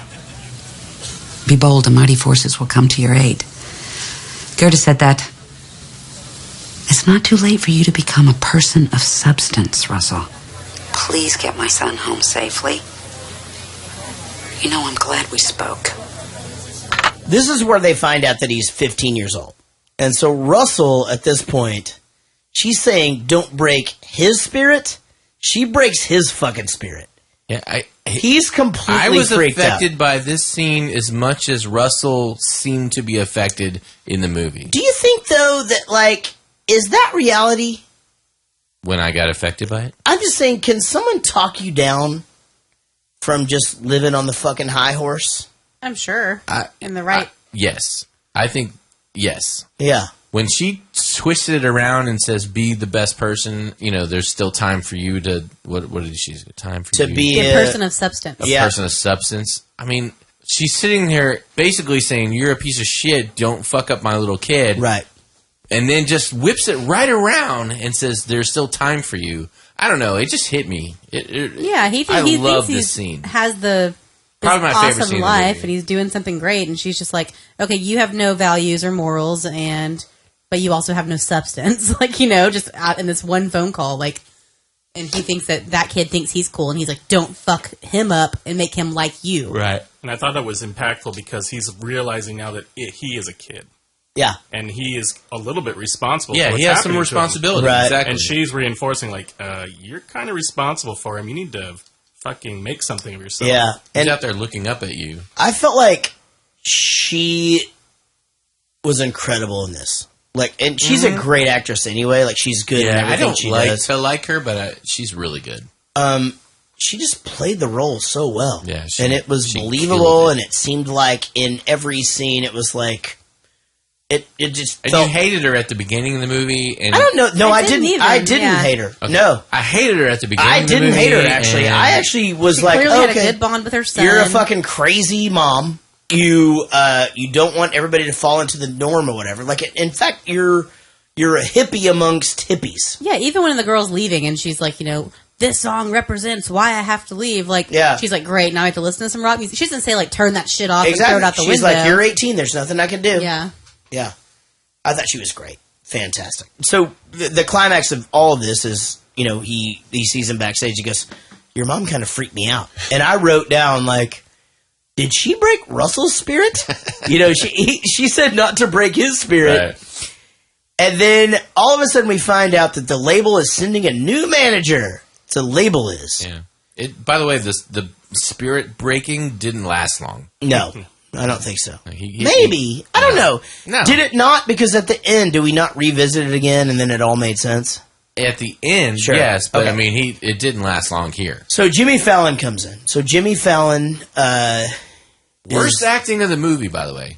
I thought he was terrible. And I love Jimmy Fallon. And I like when he does comedy stuff. But this, as a serious actor, fell short. My favorite line here is something that I've been saying about Bowling for Soup for so long. And I feel like I've tied my own shit too much into this podcast. And for those of you who are not Bowling for Soup fans, I apologize for that. He says... Both of you. You think Mick Jagger will be out there doing this at age 50? And I swear to God, you could read it in magazine after magazine where I'm just like, I'm not going to be fucking... What am I going to fucking be in a fart joke band at 40? And now I'm fucking 44 years old. I'm like, what am I going to do? Fucking tell fart jokes at 50? And I'm thinking, okay, shit, I've already got the fucking next 6 years planned out. I guess I am. We've been developing this system of poker over the years, so you can play it in any condition. Any. All right, I'm in. All right. Side proposition to the winner. Oh. For $50 and a case of Heineken, I'll throw into the pot 3 lovely ladies, including Miss Penny Lane, the famous Band-Aids, who have to leave the tour before New York. Russ? Is that okay with you? Russ is getting soft on us. Is it okay? Okay. It's a deal. So the bet is basically a non-bet. It's like, hey, we've got to get rid of these girls before we get to New York City because our wives are coming in. Right, so I'm not the only person that's going to defend this. You're on board as well. It's locker room talk. Hold on. It's called Trump talk. Yeah, it's nonsensical. This is nonsensical. Well, if the girls don't want to go on the fucking bus, they don't go on the bus. They're not up for being sold. Nobody's fucking this is not It's fucking. not really betting and selling No. women. Yeah. They have a choice. Correct. Yeah, they're just being They're just rude. going to go, hey, you guys have to go over here because we're ending our tour. Exactly. So yeah. So- So we got Boston and their road manager, and then the Eagles road manager is Mitch Hedberg, one of the greatest comedians of all time. Was he in this scene? Yes. Yeah, I didn't even Yeah, recognize he's him. deader than shit. He doesn't really say anything. No. And so they gamble away Penny Lane to Humble Pie, which we were talking about Sort of. earlier. Yep. And that's Peter Frampton. Didn't recognize him either. And so then there's a confrontation. It's like, hey, how am I going to get to New York? Should I fly there? Should I do this? And he's like, wake up! He doesn't want you there, but he can't say why. But at the same time, she had already said, I know he's got a wife and a girlfriend or whatever, you know? It became complicated there. And all he wanted was for Penny Lane to love him. But he's fucking 15. He's 15. I mean, that's hard. And she keeps leading him on. I agree. Age is just a number, guys. Yeah. Total. Oh, Jesus Christ. Yeah. I mean, age Actually, is just a fucking age is number. a word. It refers to a number. This is Jan Winter, publisher of Rolling Stone. Congratulations, it's going to be a cover. Annie Leibovitz will shoot him next week in L.A., but we are going to need you back in San Francisco tomorrow. We can finish the story here. Okay? Talk to Ben. You can tell the band. Allison, our fact checker, needs you to transmit whatever you have of the story tonight, now, along with your notes. There's a mojo at the Daily News they'll let us use. A mojo? A mojo. It's a very modern machine that transmits pages over the telephone. It only takes 18 minutes a page. So as we're leading into this, Did you look up Mojo? No, I don't have to do that. But You don't? No, I don't know. What the fuck is Mojo? Okay, tell me. I just assumed- Mojo is just the name that the legendary counterculture journalist Hunter S. Thompson gave the machine that he used to send his long drug-addled Rolling Stone pieces back to Rolling Stone. Jesus Christ. Was it just a fax machine? Yeah, it's a fax machine. He just made up the name. It's not even no one ever called it a Mojo. It was Hunter S. Thompson that called it a Mojo, and that reference was to that he called it that. Okay, did you catch also the guy that's with the Rolling Stone guy that's Rainn Wilson. Rainn Wilson. Did you catch that he was kind of characterized as Hunter S. Thompson? He even had the cigarette with the...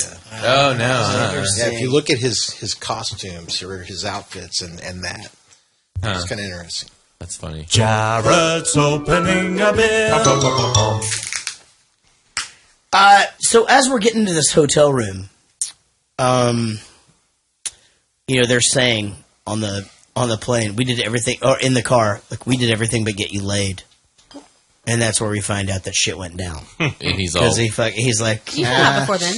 We found Not the out rest of from the him. band. The rest of the band didn't know. Oh, because the girl at one point said, if it had been any other city, you'd still be a virgin. Or something Oh, like that. that's right. Yeah. Yes. Okay, so then we get there, and there's fans at the hotel. And so I started thinking about it, and I was just like, God, man, that doesn't really ever happen. Like, nobody ever knows, like, when you're going to be anywhere, except fucking Japan. And for some reason, they fucking sell you out there. And, like, no matter where you fucking show up, everybody's already there waiting on. And it's the same people that were waiting on you at the place before you were at the place that you're at. And they fucking know your schedule better than you. Why don't you travel the way they travel? Don't know. And I think we should do that. But we see Vic again, which is the bullet train. the How to Train Dragons guy, and I think that's fucking great. So we find out they're going to get the cover of the Rolling Stone. Yep. And then we get into the dinner, and who's that girl? And you knew something was going on with the wife and Jeffrey, right? I mean, like, it was obvious. It wasn't obvious, but it should have been obvious. Yeah. Kind of that thing. What do you mean? Like, what was going on? Well, he admits that he had sex with that. Yeah, that they had sex together on the plane. Yeah, no. Oh, on the plane they admit it, but it was obvious that I see what you're saying. Yeah, the singer had fucked. There was the some vibes going on. Ex-wife girlfriend During their free period. during the summer where they decided to be free. We were on a break. No, Exactly, they weren't on a that's break. exactly they were on what I their thought. free experiment phase. Yeah. Front desk? Could you please send a doctor? Room 537. Penny, get up. My wife's had an accident with some Quaaludes. So, You gotta get up, Penny. We'll bring up our Quaalude team. Yeah. This just happens a couple of times a week. Here. Well, I think what the impact of this scene was crazy is like he's watching this girl get her stomach pumped in fucking Led Zeppelin's hotel room. Did you know that that's how they pump stomachs? No, I didn't know that. That was no. weird. I didn't know. I Weird didn't to know watch. either, yeah. I mean, that's how you would do it in a hotel room. But this is And while who would fucking swallow a tube. This is Holy while shit. A girl that's almost completely passed out on Quaaludes. while Yes. graduation was going on. So graduation is going on. Oh, his graduation. Right. Yeah, and he's not there. Right. He was penned in. Okay. And he's in Led Zeppelin's fucking hotel room with fucking Penny Lane getting her stomach pumped. That's insanity. The principal that's doing the handing out of the diplomas and stuff, same principal from Say Anything during that graduation. I have Oh, a question. really? I have a Fucking question, though. Okay. If your son was graduating, Yeah. but you knew that he wasn't going to be at the graduation ceremony, would you fucking sit through the graduation ceremony? No, if it's a small town or something, I mean, She's a small town. She's a college professor. Yeah, all the parents know everybody's kids. I'm sure maybe she can accept his diploma. I thought you were going to ask whether I would rather have my son at his graduation or in Led Zeppelin's fucking dressing room watching a girl get her stomach pumped. And I'm going to be honest, I'm on the fucking fence. I really am. Like, I'm having trouble deciding. If you know right he's going to be fine. He's fine. No, I realize, I know my kid. Right. And he's great. He's going to be fine, but yeah, I would like to see him. Do I want him to be in fucking Led Zeppelin's fucking dressing room watching a girl get her stomach pumped or at graduation? I'm like, I feel like it's fine. Like, we could still have a dinner when he gets back. I mean, he's getting life experience right now. Yeah, I like life experience. You know? It's all that, but you could never... And I'm the strict dad, by the way. Yeah. I don't fuck around. Like, I'm here. like, Same here. I really don't.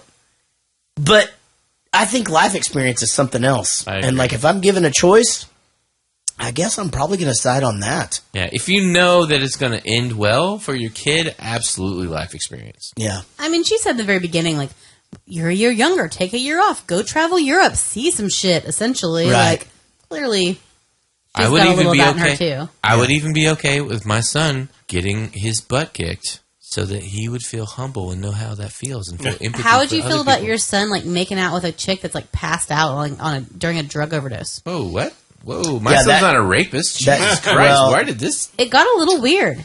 Oh. See you back in the real world. You slept with Jeff? Yeah, but it didn't count. Because this summer we decided to be free of all rules. And you say you love me. I don't love you, man. I never did. None of us love you. You act above us, you always have. Finally, the truth. You just held it over us like you might leave.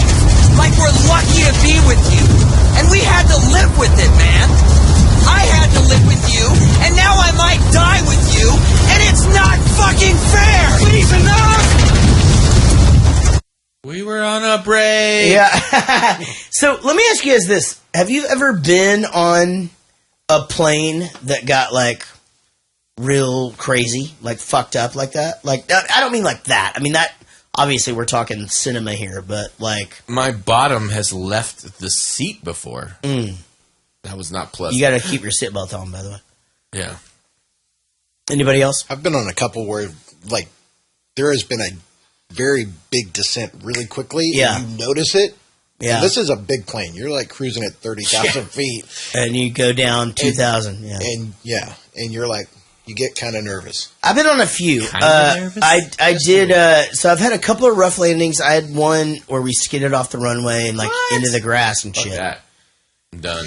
But I was actually flying from Abilene one time, and we were flying into a storm and trying to fly into Dallas. And I was sitting next to this lady. It was like an older lady, and you know, obviously she was terrified of me, and I didn't give a single shit.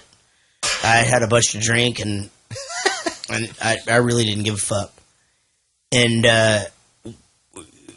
the turbulence started, and it was like, dong, dong, dong, dong. You know what I mean? Like all that fucking shit starts. Mm-hmm. So you know they know something you don't. You see them strapping in or whatever. They're like coming up.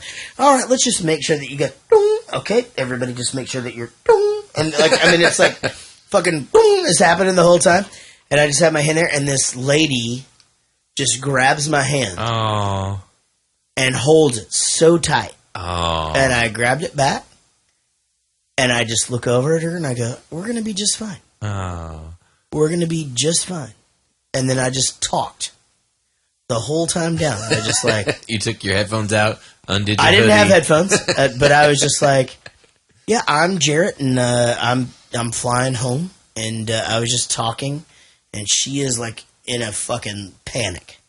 And I just talked. You didn't tell her you were a rock star, did you? I didn't tell her that. Okay, because then she would have really fucking flipped out. I can't get Jared to stay awake for more than like 2.5 seconds whenever I'm fucking freaking out on an airplane and we hit turbulence. I'm like, seriously? I'm like shaking him and he's like, it's and I'm like, I mean, I just won't fucking do it. Roadhouse. I'm flying high over Tupelo, Mississippi with America's hottest band. And we're all about to die. Dark. Lively. Yeah, and it gets better. Did this all really happen? Give it to me. I'll call and check the quotes. Actor is horrible. That lady is a bitch. Yeah, she's a little bitch. But the Asian actor is horrible. The guy that's not from Persia. And also, like, you also Russia. feel like, you know, they land in Tupelo, and he looks at him and he goes, "Write what you want." And just fucking fulfill your end of the fucking bargain, man. Don't be a dick. Yeah. You know, and then they deny all this shit. know. Bullshit. That To made me mad. That made me mad. I'd forgotten about that point in the movie. That's what makes the movie long, by the way. This whole sequence of like once he's not on the road with them, I don't really feel like any of that mattered to me. It didn't really matter to me that he hooked up with his sister. They went back home. Whatever. I understand it. It's like you don't like the writers didn't want to make the kid feel like he was selling out the band, so they had to give him an out to write the article. Right. But then they also needed a reason why he left, went home, and was pouting, and then have him come. But we really don't know what article he wrote. I mean, he wrote the truth about everything that was said on the plane, except for maybe that gay part. What we saw in the movie is what he wrote. Yeah. There you go. Oh. Fucking A. It was Cameron Crowe. That's right. And Jesse Allman. Jesse Allman? Who? What? No, Greg. Greg Allman. I need to see you face to face because I'm never as good as when you're there. And I can see myself the way you look at me. And I'm sorry. If we could just get together and find some time to talk. Let's say all the things we never said. Give me your address. I'm coming to you. This time. Got a pen? Ow! Roadhouse. So, she gives him his address. I thought that his girlfriend was hotter than her. I thought his girlfriend was pretty hot. No way. Fuck. No way. Well, no, and also you don't know what the baggage is that comes with it. She fucked Jeffrey, for Christ's sake. She looks crazy. They were on a break. And I don't know that they were on a break. What was it that they said? Their I don't free think period. Yeah, it was on their free period. Yeah, They were on a break. Jesus Christ. No to any married people. That's not a good idea. Yeah, This was a cool scene, but I knew the second that she picked up that little book what she was doing. I was like, all right. You're gonna Yeah, but I pick really it up. liked the realization the moment when he realized in the house where he was. That's when I Yeah. cried. I thought that was really cool. That's the that next was scene. cool. Yeah, that's when And I cried. You know why it fucking worked? I feel like the mom sells it. It Yeah, just, she it- totally does. Oh my god! It just and she's walking him through. Oh, there you are. You still have a chance. It's funny because he gets there and he's like, hi. Yeah. And he's like, oh, and she's all knows exactly who he is. Yeah. Oh, you're the infamous Russell. And he's like, okay, I'm in the right place. I guess Yeah. I guess Hottie has told her mom about Right. me. Oh, now you call her Hottie. I'm just saying. 'Cause he before thinks- you didn't think no, that. he thinks she's hot. No. Well, yeah. But I don't think she's you hot. don't. No. What I think is I think her mom's interesting- hotter than she is. Rich's body shaming. What I think is interesting is whenever he walks through the door and she sees him, she essentially was like, I had faith in you, in her own words, right? Like, Yeah. I knew you were going to turn out all right. But he didn't realize until he walked in that door that he was going to be apologizing.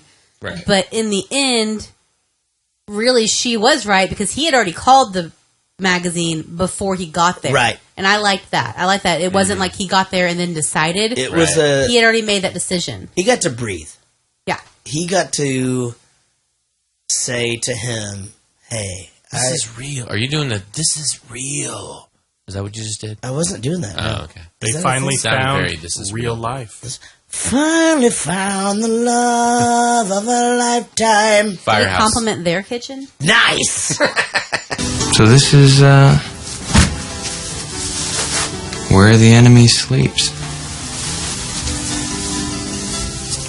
I think we both wanted to be with her. And she wanted us to be together. Yeah, he's like, I never even knew her real name. And, everything works out. They go on the No More Airplanes tour, and fucking the cover of Rolling Stone comes out, and there's Russell right in the front. Right. I thought it was cool when he said, I never really knew his name, but William knew his name. Yeah. Her name. Yeah, and he didn't say shit. Yeah. Yeah. He's like in his mind. He's like, This was exactly a great ending to a really boring movie. I didn't feel like the movie was boring. I felt like it watched long. I feel like it could have been cut quite a bit to made into an hour 45, hour 30. That being said, story is fantastic. I enjoyed watching it. I feel like I'm just always under the fucking gun, Like, I need to watch these earlier. Every time I say that I think you are watching movies like you're under the gun, you go, no. Do I say that? Yeah, you're like all over me. No, this is the best part of my week. We sit down and we enjoy this. We figured it out. We figured it out. All right, guys. Well, you know what? I'm glad we watched this one. You know what? I haven't seen it in a long time. I love the fact that it's Cameron Crowe's story, and it's been a real pleasure doing this podcast. Are we done? This is our last episode? No. You mean ever? Yeah, he didn't tell you. Let's check the email box. Email us at jaredgoestothemovies@gmail.com. This is Chris Matz. Hey guys, just thought I'd throw you a message to say I'd loved every show and have been listening since episode 1. As I'm from Scotland, Rich, yes, you are a ton of beautiful redheads. Oh, there are a ton of beautiful redheads in Scotland. Rich, you are a ton of beautiful redheads. Yeah, but I can never pursue one, as I have red hair too, and that would just look strange. Now, here's the thing. Like, what we need to figure out is, gingers were going to be extinct, but they figured it out. Because of Ed Sheeran. Apparently Ed Sheeran has repopulated the entire ginger He made population. being redhead and male cool again. Yeah, that's fine. Okay, so should we let... I feel like two redheads together is fine. Yeah, sometimes different reds can clash. Yeah, That's true. That's true. Yeah, Project Runway. We saw that last night. Yeah. I just need them to keep the population going. Yeah. You want gingers to keep going? Yeah. All right. Fucking badass. Well, I feel like they've figured it out. Jaret, I was wondering... I'll be there soon, Chris. I'm married to a unicorn. Yay. If it's that Scotland does "Here we fucking go" chant. I've been to gigs all over the UK and don't think I've heard that anywhere else. Yeah, so Scotland does this chant. It's like, here we fucking go. Here we fucking go. And it is just Scotland. That's true. And so I made up this chant. There we fucking went. There we fucking went. So now at our shows, they'll just be like, here we fucking go. And I'll go, there we fucking went. And they fucking love that shit. So that's great. Keep up the good work, guys. We get it in the UK on Friday morning, and it's always a great start to the weekend. Take care. Chris, thank you so much for writing in. Thanks, Chris. It was great stuff. I'll be there for your redhead soon. Matt Purvey writes this. Now, Purvey. Did we have a conversation online today? Did you have a conversation about whether or not his name is Purvey? It's not. He thinks it's funny that you say that because it's. No, we had it on the last podcast. So what's his fucking name? Purvey. I think it's Purvey. It can't be Purvey. He even says Purvey because he thinks Purvey sounds too posh. Okay, so Matt Purvey. He's like a fucking Matt with one T, and his last name's fucking Purvey. I think it's Matt with one T. I might have misspelled it. Okay. I hate it when people spell their name and they have the two consonants at the end, but they use one. Yeah, you hate that, Yeah, don't I you? do. Stupid Will. Roadhouse. Hey guys, so when can we expect the Crossroads episode? I don't just ask for the Bowling for Soup cameo, but also because my wife, Kat, is a huge Britney fan, and I'm sure I could get her to listen to that one. Also, is Rich going to be the support act for the Bowling for Soup next Bowling for Soup UK tour? Christ. Which I hope is very soon, by the way. Anyway, keep up the great work. Thanks for all the love. Okay, so Rich will not be the support act for the next Bowling for Soup tour. Do people know that Rich can rock? Rich can rock, actually, Yes, and that's he's a thing. talented. But he is very talented. But have. We've talked about doing my movies, but I only have 2, so we got to fucking spread them out. Yeah, we'll do it in year 5 and year 10. That's it. Done. It's fucking promised. It's fucking promised. But yeah, 11 and like 26. But after like 15 years. Right. I just want to say thanks to everybody for listening. This has been Jaret Goes to the Movies, episode 54, which is my Bowling for Soup number. We've, you have your sleep number. We have our episode number. I have stuff to pimp this week. Do you? Go! Yes. My Twitter changed to Rich Coleman TX. Oh, shit. You're just embracing Texas? Well, that, and I hate saying underscore, and all of my other Instagram, Snapchat, Facebook are all Rich Coleman TX, so I lined it up. Nice. I love it. You can follow me on anything and everything at Rich Coleman TX. Okay. Awesome. And I have the Pets Trump on Twitter. If you want to join into the anytime you see any political conversations, just post a picture of pets. You can tag me on there. At Pets Trump. At Pets Trump. Pets Trump Politics. Okay, is it at Pets Trump or at Pets Trump? Well, they don't fucking allow you to have a long name. You have to have a short fucking name on Twitter. So I couldn't do Pets Trump Politics, but the name, if you search for Pets Trump Politics, it'll be on there, and then it's at Pets Trump. I am so confused. I know. Follow me at JARET2113 everywhere. You can follow us at BFS. No, wait, that's not us. No. Jaret Movies. Jaret yeah. Movies. At Jaret Movies. Why aren't we at Jaret Goes to the Movies? Because it's too long. I thought it was right. at Rich Takes Jaret to right. the Movies. Oh, at Rich Takes Jaret to the Movies. I know. Yeah, we fucking finally did it. Thank you guys so much for listening. I want to thank Rich for being here and for being so awesome, as always. You're welcome. I love you, Casey, so much. Love you. You're the prettiest girl I've ever seen. Jimmy, it's so great to have you here in the house. Come back anytime. Absolutely. I hope Seriously. to do it soon. And, Will, you know that you're always welcome here, and I'm so glad you're not moving. Me too. And it's not just because you have a pool. At first, I was kind of happy, but now I'm not. I'm glad that you're not. You just wanted to move in after me. I kind of did. That kid is back on the escalator again. Leave it alone. What? Thank you guys so very much for listening. My name is Jaret, and we will see you. I like you more than a friend. Down the road.